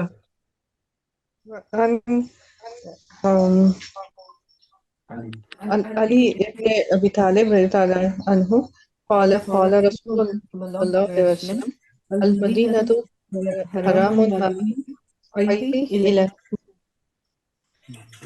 الصوم۔ حضرت علی بن ابی طالب رضی اللہ عنہ سے روایت ہے کہ وہ فرماتے ہیں کہ نبی کریم صلی اللہ علیہ وآلہ وسلم کا ارشاد ہے، مدینہ کا کوہ عیر سے کوہ سور تک کا درمیانی خطہ حرمت والا ہے۔ جزاکم اللہ خیر۔ وعن علی بن ابی طالب رضی اللہ تعالی عنہ، سیدنا علی رضی اللہ تعالی عنہ سے روایت ہے، وہ بیان کرتے ہیں قال رسول اللہ صلی اللہ علیہ وآلہ وسلم، رسول اللہ صلی اللہ علیہ وآلہ وسلم نے ارشاد فرمایا، المدینۃ حرام ما بین عیر الی ثور، مدینہ حرمت والا ہے عیر پہاڑ سے سور پہاڑ تک، عیر پہاڑ سے سور پہاڑ تک۔ یہ جو عیر پہاڑ ہے یہ مدینہ کے جنوب میں ایک مشہور و معروف پہاڑ کا نام ہے، جو قباء کے جنوب مغرب میں واقع ہے، اور یہ ایک چھوٹا سا گول پہاڑ ہے۔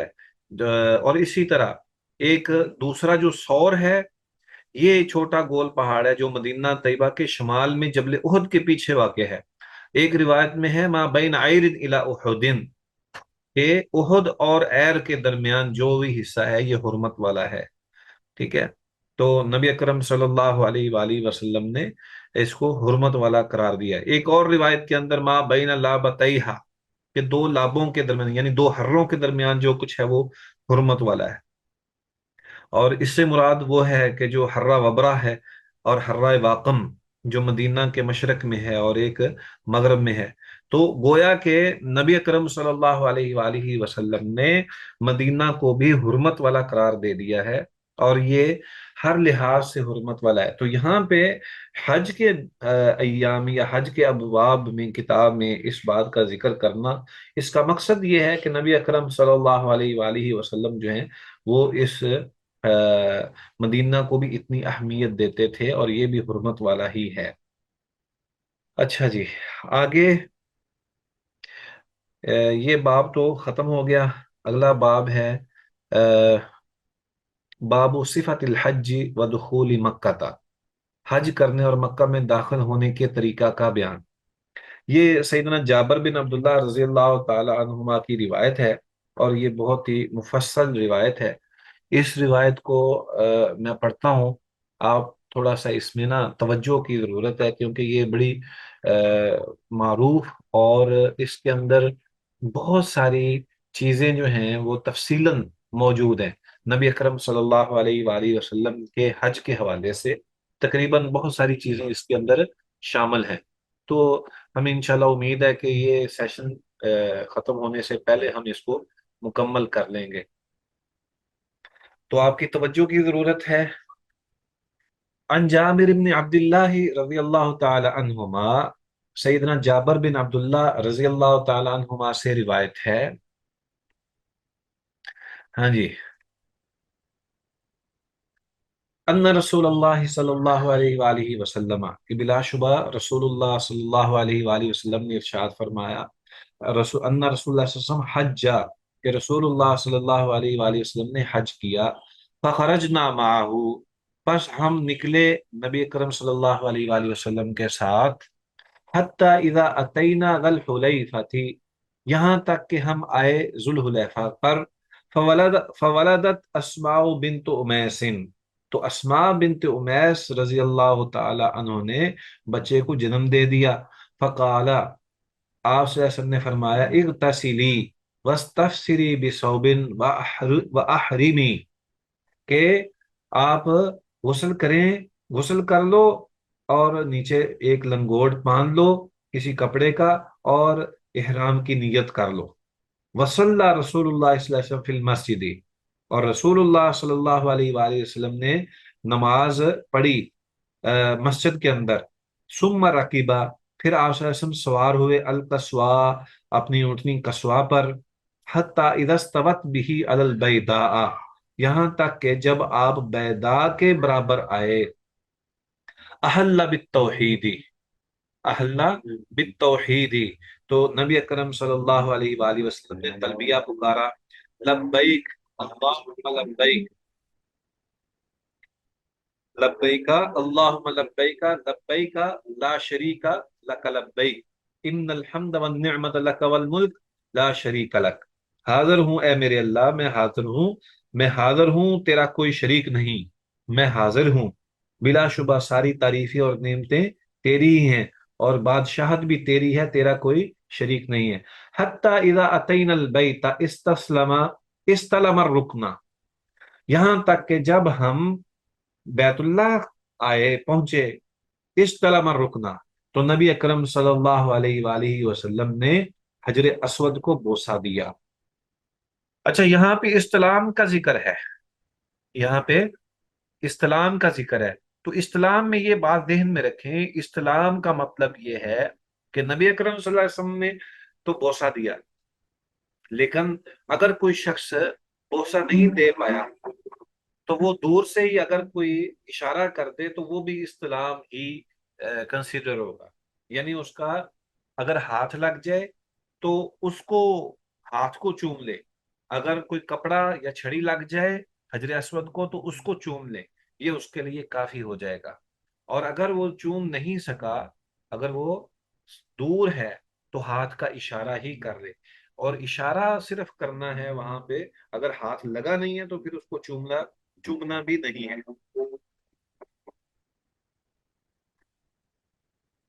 तो फरमाया हत्ता इदा अतैना अल बैता इस्तलम रुकना, यहाँ तक कि जब हम आए बैतुल्लाह पे तो रुकने हजर अस्वद को इस्तेलाम किया। और फरामाला फरासन, तो यहाँ पे नबी अकरम सल्लल्लाहु अलैहि वसल्लम ने 3 चक्कर जो हैं उनमें रमल फरमाया। ठीक है, रमल का मतलब यह है कि थोड़ा थोड़ा तेज चलना, थोड़ा सा तेज चलना। वमसा वमशा अरबान, और 4 चक्रों में आप सल्लल्लाहु अलैहि वसल्लम आराम से चले। सुम्मा अता मुकाम इब्राहिम फसल्ला, जब ये 3 और 4 7 चक्कर हो गए तो फिर नबी अकरम सल्लल्लाहु अलैहि वसल्लम मुकामी इब्राहिम पर पहुंचे, फसल्ला और नमाज पढ़ी। सुम्मा रजा इला रुकनी फस्तलमहु, फिर नबी अकरम सल्लल्लाहु अलैहि वसल्लम जो है वो आए और हजर अस्वद को फिर इस्लाम किया। और फिर उसके बाद थुम्मा खरजा मिनल बाबी इला सफा, फिर नबी अकरम सल्लल्लाहु अलैहि वसल्लम दरवाजे से सफा की तरफ चले। फिर फरमाया आप सल्लल्लाहु अलैहि वसल्लम ने करा फलम्मा दना मिन सफा, बस जब आप अलैहिस्सलातु वस्सलाम करीब हुए सफा पहाड़ी पर, करा आपने ये तिलावत की, इन्न सफा वल मरवता मिन शआइरिल्लाह, बिला शुबा सफा और मरवा अल्लाह की निशानियों में से हैं।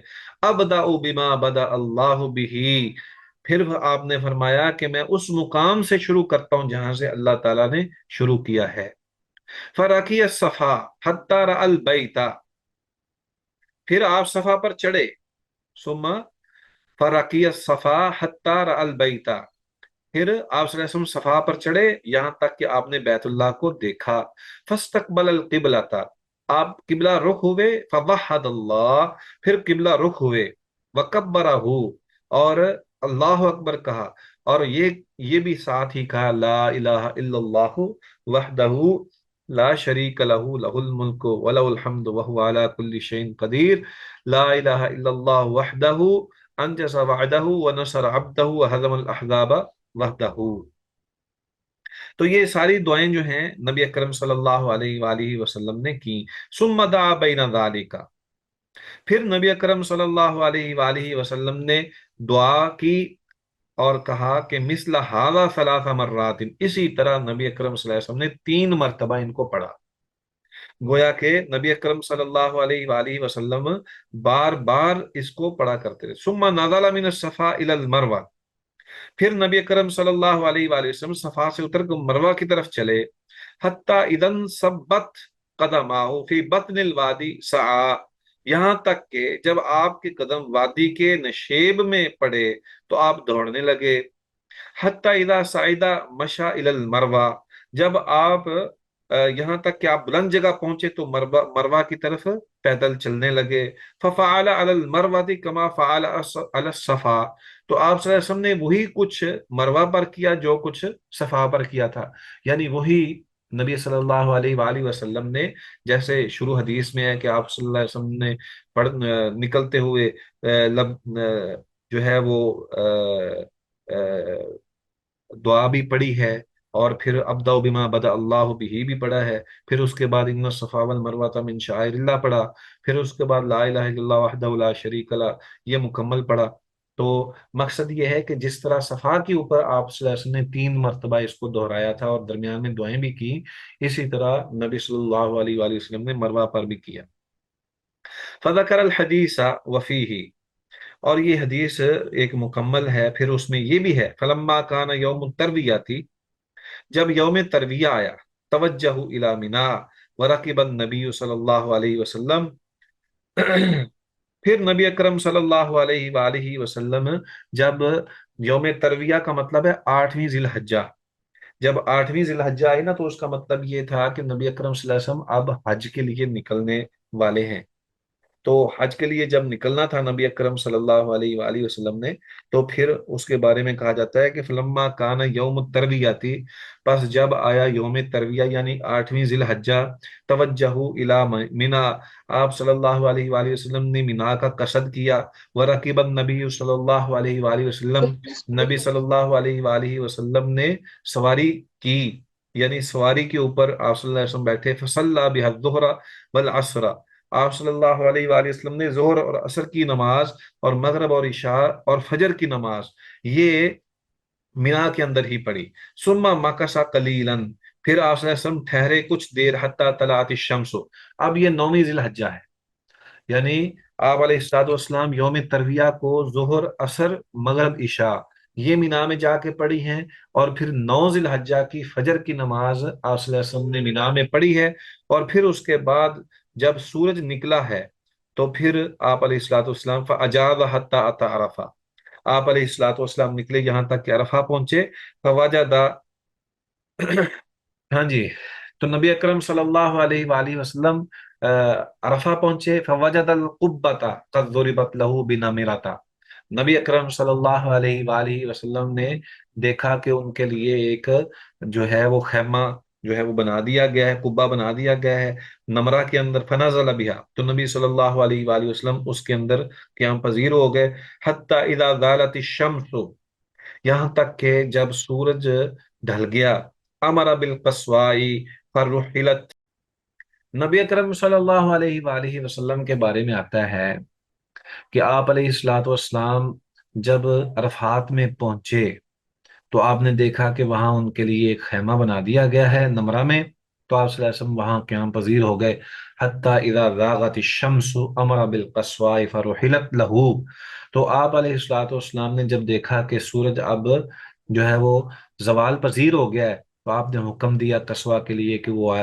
ان کے لیے تیار کی جائے، فأتی بطن الوادی، تو آپ علیہ الصلوۃ والسلام پھر وادی میں آ گئے، یعنی عرفات کے میدان میں آ گئے، فخطب الناس، پھر نبی اکرم صلی اللہ علیہ وآلہ وسلم نے لوگوں کو خطبہ ارشاد فرمایا، ثم اذن، پھر اذان دی گئی، ثم اقام، پھر نبی اکرم صلی اللہ علیہ وآلہ وسلم نے وہاں پہ جو ہے پھر اقامت کہی گئی، فصلی الظہر، آپ صلی اللہ علیہ وسلم نے نماز پڑھائی ظہر کی، ثم اقام، پھر اقامت کہی گئی، فصلی العصر، تو آپ علیہ الصلوۃ والسلام نے عصر کی نماز پڑھائی، ولم یصلی بینہما شیئا، تو ان دونوں کے درمیان کوئی چیز بھی نہیں پڑھی گئی، نہیں پڑھی گئی کوئی بھی ان دونوں نمازوں کے درمیان کچھ بھی، گویا کہ سنتیں وغیرہ نہیں تھی، ثم رکبا، پھر آپ صلی اللہ علیہ وآلہ وسلم سوار ہوئے، حتی اتى الموقف، یہاں تک کہ آپ علیہ الصلوۃ والسلام جو ہیں وہ موقف یعنی عرفات کے اندر پہنچے، فجعل بطن ناقته القصوى الى الصخرات، تو آپ علیہ الصلوۃ والسلام نے اس موقع پر ثم ہاں جی، آپ علیہ الصلوۃ والسلام نے ثم راکب حتی اتى الموقف فجعل بطن ناقته، یہاں تک کہ آپ صلی اللہ علیہ وسلم نے اپنی اونٹنی کا پیڑ، کسوا کا پیڑ جو ہے یہ ان کی طرف کر دیا، الى الصخرات، پتھروں کی جانب، وجعل جبل المشاة بین یدیہ واستقبل القبلۃ، اور کیا آپ علیہ الصلوۃ والسلام نے جبل مشاۃ جو ہے وہ اپنے آگے کر لیا، اور آپ علیہ الصلوۃ والسلام قبلہ رخ ہو گئے، فلم یزل واقفا حتی غربت الشمس، آپ ایسی حالت میں ہی رہے یہاں تک کہ غروب آفتاب ہو گیا، یہاں تک کہ غروب آفتاب ہو گیا، وذهبت الصفرۃ، اور جو زردی ہے، شام کی جو زردی ہے وہ چلی گئی، قلیلا، تھوڑی سی، حتی اذا غاب القرص، یہاں تک کہ جب سورج کی ٹکیا غائب ہو گئی، دفع، تو آپ علیہ الصلوۃ والسلام نے حکم دیا نکلنے کا، وقد شنق للقصوى الزمام، نبی اکرم صلی اللہ علیہ وآلہ وسلم نے جو ہے وہ اپنی قصوا کی مہار اتنی کھینچ رکھی تھی، ہاں جی، وقد شنق للقصوى الزمام، آپ علیہ الصلوۃ والسلام نے تحقیق کھینچ رکھی تھی قصوا کے لیے اس کی مہار حتی ان رأسہا لیصیب مورک رحلہ، مورک رحلہ، یہاں تک کہ اس اونٹنی کا جو سر ہے قریب تھا کہ وہ جو کیا نام ہے اس کا، جس کو جس پہ آپ صلی اللہ علیہ وسلم تشریف فرما تھے، اللہ اکبر، کوہان، ہاں جی، کجابہ، نہیں نہیں کوہان نہیں، جس کجابہ، پہ بیٹھے ہوئے تھے پالان، ہاں، تو نبی اکرم صلی اللہ علیہ وآلہ قریب تھا کہ اس اونٹنی کا جو سر ہے وہ پالان کے ساتھ لگا ہو۔ اچھا، حتی ان راسها لیصیب مورک رحلی ویقول بیدہ الیمنی، آپ صلی اللہ علیہ وآلہ وسلم اپنے دائیں ہاتھ سے اشارہ کر رہے تھے، یا ایہا الناس، اے لوگو، السکینۃ، سکینت اختیار کرو، ہاں جی، سکینت اختیار کرو، وَكُلَّمَا أَتَى حَبْلًا مِّنَ الْحِبَالِ أَرْخَى لَهَا قَلِيلًا حَتَّى تَصْعَدَ، یہاں تک کہ جب آپ علیہ الصلوۃ والسلام کوئی ٹیلا آتا ٹیلوں میں سے، ارخا لہا قلیلاً، تو مہار تھوڑی سی ڈھیلی کر لیتے اس اونٹنی کے لیے، حتی تصعدا، یہاں تک کہ وہ چڑھ جاتی، حتی اتى المزدلفہ، یہاں تک کہ مزدلفہ پہنچ گئے۔ فصلی بها المغرب والعشاء، تو آپ علیہ الصلوۃ والسلام نے وہاں پہ مغرب اور عشاء دونوں پڑھی ہیں، آپ صلی اللہ علیہ وسلم نے وہاں پہ نماز پڑھائی، مغرب کی اور عشاء کی دونوں، بِأَذَانٍ وَاحِدٍ وَإِقَامَتَيْنِ، ایک اذان کے ساتھ اور دو اقامتوں کے ساتھ، وَلَمْ يُسَبِّحْ بَيْنَهُمَا شَيْئًا، نبی اکرم صلی اللہ علیہ وسلم نے ان دونوں کے درمیان کوئی نفل وغیرہ نہیں پڑھے، ان دونوں کے درمیان نفل نہیں پڑھے۔ ثُمَّ اسْتَجَعَ حَتَّى طَلَعَ الْفَجْرُ، پھر آپ علیہ الصلوۃ والسلام لیٹ گئے یہاں تک کہ فجر طلوع ہو گئی، فصل الفجر، آپ نے فجر کی نماز پڑھائی، حین تبین لہ الصبح، یہاں تک کہ صبح واضح ہو گئی، باذان و اقامت، ایک اذان اور اقامت کے بعد، ثم رکبا، پھر آپ صلی اللہ علیہ وسلم سوار ہوئے، حتی اتی المشعر الحرام، پھر آپ علیہ الصلوۃ والسلام مشعر حرام کے پاس آئے۔ یہ مشعر الحرام جو ہے یہ اب وہاں پہ ایک مسجد بن چکی ہے جس کا نام ہی مشعر الحرام ہے، تو اس کا نام مزدلفہ بھی ہے اور اس کا نام مشعر الحرام بھی ہے اور اس کا نام جمع بھی ہے، یہ جو مزدلفہ کا مقام ہے نا، اس کو جمع بھی کہتے ہیں اور اس کو مشعر الحرام بھی کہتے ہیں اور اس کو مزدلفہ بھی کہتے ہیں۔ فاستقبل القبلۃ، پھر آپ صلی اللہ علیہ وآلہ وسلم قبلہ رخ ہوئے، فدعا، تو آپ نے دعا کی، وکبرا، اور تکبیر کہی گی، اللہ اکبر کہتے رہے، وحلل، اور اللہ تبارک و تعالیٰ کے حمد و ثنا اور لا الہ الا اللہ پڑھتے رہے، فلم یزل واقفا، اور آپ علیہ الصلوۃ والسلام اسی حالت میں رہے کھڑے، حتی اسفر جدا، یہاں تک کہ جو سفیدی ہے وہ پھیل گئی، واضح ہو گئی، فدفع قبل ان تطلع الشمس، تو آپ علیہ الصلوۃ والسلام طلوع آفتاب سے کچھ دیر پہلے ہی نکلے، حتی اتا بطن محسر، یہاں تک کہ وادی محسر کے اندر آپ پہنچے، فحرک قلیلا، تو یہاں آپ صلی اللہ علیہ وسلم نے قصوہ اونٹنی کو تھوڑا سا حرکت دی، تھوڑا سا تیز کیا، ثم سلک الطریق الوسطی التي تخرج علی الجمرۃ الکبریٰ، پھر نبی اکرم صلی اللہ علیہ وآلہ وسلم جمرہ درمیانی راستے پر چلے جو جمرہ کبریٰ، یعنی جمرہ کبریٰ تک پہنچتا ہے، جو جمرہ کبریٰ تک پہنچتا ہے، حتی اتى الجمرۃ التي عند الشجرۃ، یہاں تک کہ آپ صلی اللہ علیہ وآلہ وسلم اس جمرے کے پاس پہنچے جو کہ درخت کے پاس، فرماہا، تو آپ صلی اللہ علیہ وسلم نے فرماہا بسبع حصیات، آپ علیہ الصلوۃ والسلام نے وہاں پر 7 کنکریاں ماری، یکبر مع کل حصات منہا، آپ ہر کنکری کے ساتھ اللہ اکبر کہتے تھے، مثل حد الخذف، یہ جو کنکری تھی یہ اس طرح تھی گویا کہ ایک چنے وغیرہ کے دانے کے برابر تھی، یا لوبیا کا دانہ ہوتا ہے اس طرح، رما من بطن الوادی، آپ علیہ الصلوۃ والسلام پھر رما من بطن الوادی، بطن یعنی جو وادی تھی اس کی طرف سے آپ صلی اللہ علیہ وسلم نے رمی کی، ثم انصرف الی المنحر، آپ علیہ الصلوۃ والسلام پھر لوٹ گئے قربان گاہ کی طرف، فنحر، تو آپ علیہ الصلوۃ والسلام نے پھر قربانی کی، सुम्मा राकिब रसूलुल्लाह सल्लल्लाहु अलैहि वसल्लम फअफाद इलल बैती, फिर आप सल्लल्लाहु अलैहि वसल्लम सवार हुए और यहाँ तक कि आप सल्लल्लाहु अलैहि वसल्लम ने बैतुल्लाह का तवाफ कर लिया, तवाफ इफाजा किया।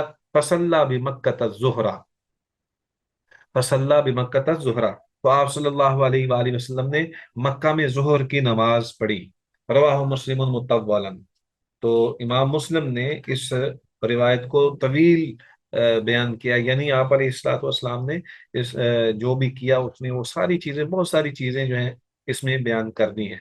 तो ये एक बड़ी खूबसूरत हदीस है और ये बड़ी मारूफ है, और ये हदीस जाबर के नाम से मारूफ है। कुतबे हदीस के अंदर इसका नाम ही हदीस जाबर डाला गया है, क्योंकि ये इतनी बड़ी है कि किसी और ने हज की मालूमात को इस अंदाज से बयान ही नहीं किया, किसी और सहाबी ने, किसी ने भी इस तरह बयान नहीं किया। गोया कि ये नबी अकरम सल्लल्लाहु अलैहि वसल्लम का सारा हज का तरीका है और इसको पढ़ लेना चाहिए। इसमें बहुत सारी ऐसी चीजें हैं जो कि आपके लिए मारूफ होंगी और उसकी तफसील की ज़रूरत नहीं होगी, इल्ला ये कि कुछ ऐसे अल्फाज जाहिर है कि उनके मानी आपको याद करने पड़ेंगे, और कुछ इस तरह भी, जैसे रमल का माना क्या है, इस्लाम का माना क्या है, और दीगर जो है बतने वादी का मतलब क्या है, इस तरह के चंद जो अल्फाज हैं उनको आपने याद कर लेना है, क्योंकि ये हमारी हदीस के अंदर अल्फाज का जखीरा भी हमें आना चाहिए और हमें बिल्कुल याद होना चाहिए। हाँ जी, ये नीचे इन्होंने बयान किए हैं। 8 जिलहज्जा को यौम तरबिया कहते हैं, 9 जिलहज्जा को यौम अरफा है, 10 जिलहज्जा को यौम नहर है, 11 जिलहज्जा को यौम कर है, और 12 जिलहज्जा को यौम नफर अव्वल, और 13 जिलहज्जा को यौम नफर सानी। ये भी मारूफ हैं, ये अय्याम, उनके नाम जो हैं वो रखे गए हैं। तो बहरहाल इसमें अगर कोई सवाल वगैरह है वो पूछिए, फिर मैं आगे, हमारे पास अभी 6 रिवायतें बाकी हैं जो हमने पढ़नी है इंशाअल्लाह अजीज। आप थक तो नहीं गए? मौजूद हैं सारे? जी सर। नहीं सर, नहीं थके। चले, कोई सवाल पूछिए।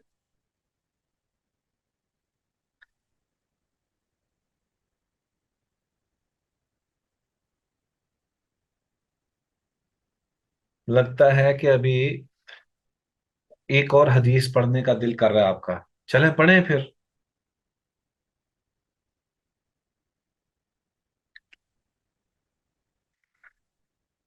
ये थोड़ा स्क्रॉल अप कर दें। अभी तो आपके सामने ही है।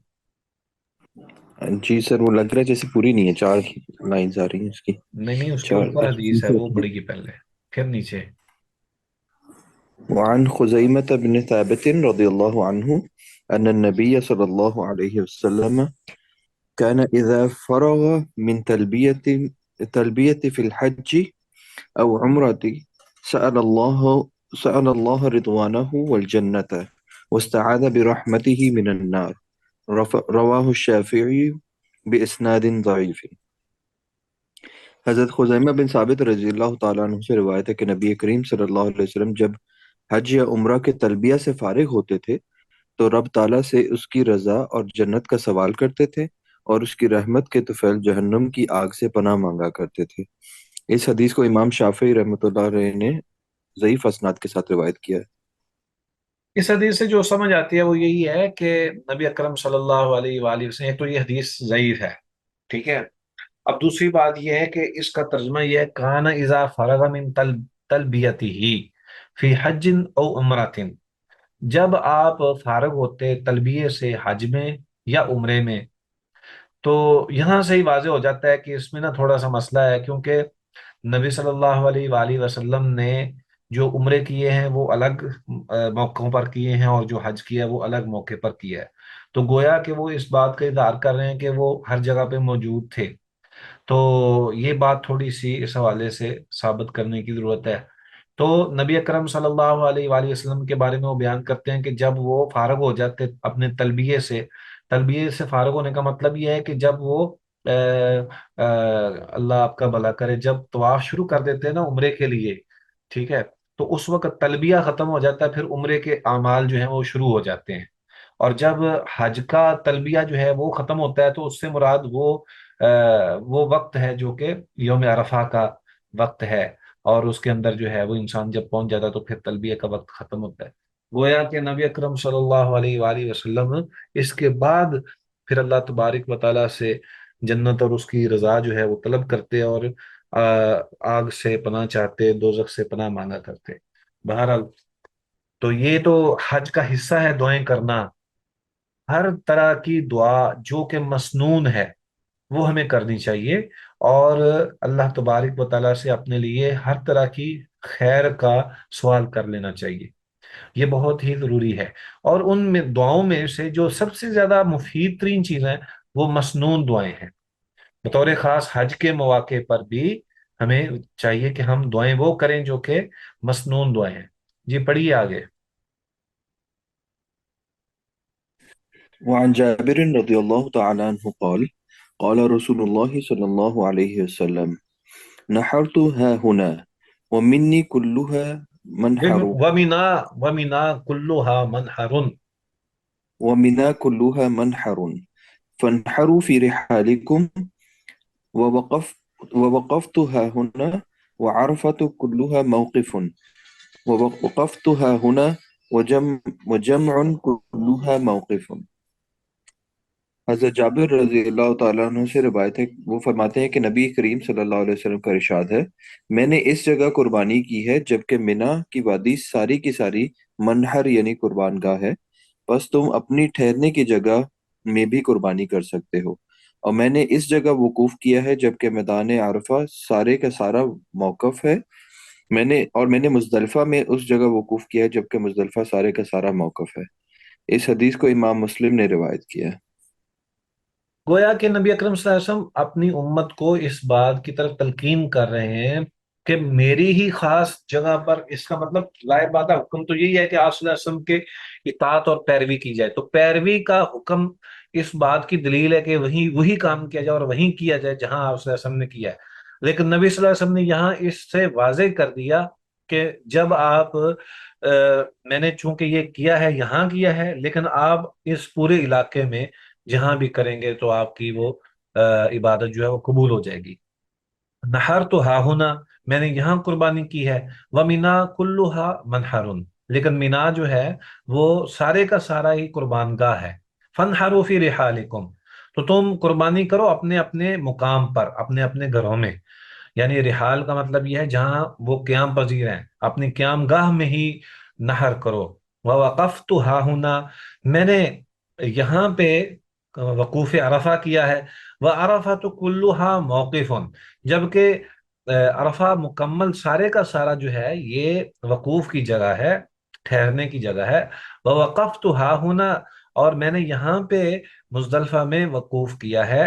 وجمع، اور مزدلفہ کلھا موقف، سارے کا سارا ہی ٹھہرنے کی جگہ ہے۔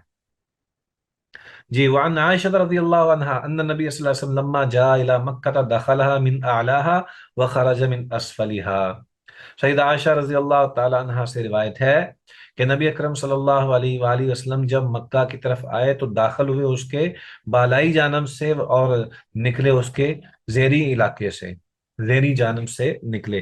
گویا کہ یہ واضح کرنا نبی اکرم صلی اللہ علیہ وآلہ وسلم کے بارے میں کہ ایک طرف سے، جس طرف سے وہ آئے تھے اس طرف سے وہ واپس نہیں پلٹے تھے، بلکہ آپ علیہ الصلوۃ والسلام نے اپنا جو آنے جانے کا راستہ ہے اس کو تبدیل کر لیا تھا۔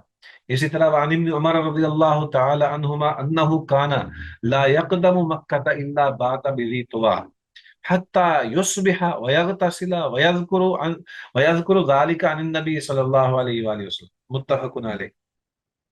حضرت عبداللہ بن عمر رضی اللہ تعالیٰ عنہ سے روایت ہے، وہ بیان کرتے ہیں کہ جب بھی نبی اکرم صلی اللہ علیہ وسلم مکہ میں آتے تو ذی طویٰ میں صبح تک جو ہے وہ رات بسر کرتے، اور پھر حتی یصبح ویغتسل، اور پھر غسل کرتے، ویذکر ذلک عن النبی صلی اللہ علیہ وسلم، اور کہتے تھے کہ رسول اللہ صلی اللہ علیہ وسلم اسی طرح کیا کرتے تھے۔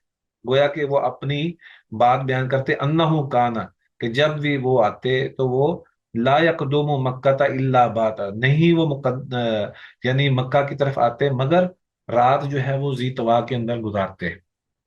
تو ثابت یہ ہوا کہ نبی اکرم صلی اللہ علیہ وآلہ وسلم کا اپنا عمل مبارک یہی تھا کہ ہم جو ہوتے ہیں نا، ہم جب وہاں پہنچتے ہیں تو سب سے پہلے کام ہمارا ذہن میں یہی ہوتا ہے کہ فوراً عمرہ کیا جائے تاکہ ہم فارغ ہوں اور احرام کی پابندیوں سے آزاد ہو جائیں. یہ ایک انسانی نیچر بھی ہے، اور حقیقت میں یہ ظاہر کلفت میں تھوڑا سا وہ مشقت والی بھی صورتحال بن جاتی ہے کہ انسان اتنا سفر کر کے آیا ہوتا ہے اور پھر آرام سے وہاں جب پہنچ جاتا ہے تو پھر وہ اس کا دل ہوتا ہے کہ وہ آرام اسی وقت کرے جب اصل معاملہ جو ہے وہ کر لے اور مکمل طور پر فارغ ہو جائے. لیکن نبی اکرم صلی اللہ علیہ وسلم کا طریقہ یہ تھا کہ آپ صلی اللہ علیہ وسلم مکہ کے اندر داخل نہیں ہوتے تھے. ذی طوا اب تو وہ مکے کے ساتھ ہی ہے بالکل، یعنی وہ یوں سمجھ لیں کہ مروا کی جانب تھوڑا سا پیچھے وہ مقام ہے. تو یعنی جس طرف اب مشروع عبداللہ ہے اس طرف اس کے پیچھے. تو یہ ایریا جو تھا غالباً واللہ عالم، اس ایریے میں نبی اکرم صلی اللہ علیہ وآلہ وسلم پہلے ایک کنواں تھا ذی طوا، وہاں پہ قیام فرماتے، رات بسر کرتے، اور پھر صبح اٹھ کر نہاتے، غسل کرتے، آرام سے تسلی سے پھر جا کے آپ صبح کے وقت جو ہے وہ عمرہ کیا کرتے. گویا کہ نبی اکرم صلی اللہ علیہ وآلہ وسلم ہم جیسے کرتے نا جلدی جلدی، ایسے نہیں، بلکہ آرام سے تسلی سے سکون سے اور عبادت کے لیے تیار ہو کے باقاعدہ آتے اور آ کے عمرہ وغیرہ کرتے. اسی طرح اگلی حدیث ہے وعن ابن عباس رضی اللہ تعالی عنہ انہ کان یقبل الحجر الاسود ویسجد علیہ، رواہ الحاکم مرفوعا والبیہقی موقوفا. کہ عبداللہ بن عباس رضی اللہ تعالیٰ عنہ سے مروی ہے کہ آپ علیہ الصلوۃ والسلام حجر اسود کو بوسہ دیتے اور اس پر سجدہ کرتے، یعنی جھک جاتے نا. مقصد یہ ہے کہ پیشانی رکھتے وہاں پہ، اور آپ علیہ الصلوۃ والسلام کے سے یہ بھی ہے کہ آپ صلی اللہ علیہ وسلم اس کے ساتھ اپنے جو یہ جو چہرے کے حصے ہیں یہ آپ علیہ الصلوۃ والسلام حجر اسود کے ساتھ ملتے اور چومتے، اور یہ ساری چیزیں جو ہیں یہ ہیں کہ نبی اکرم صلی اللہ علیہ وآلہ وسلم حجر اسود کو صحیح طرح چومتے اور اس کے ساتھ اپنے چہرے کو ملتے. تو یہ سجدے سے مراد یہ نہیں ہے کہ باقاعدہ جس طرح سجدہ ہے ویسے سجدہ نہیں، وہ تو اللہ تعالیٰ کی ذات کے لیے ہے، صرف یہ ہے کہ وہاں پہ جو ہے پیشانی جو ہے وہاں پہ ٹکا دیتے. تو یہ ہماری آج کی آخری حدیث تھی.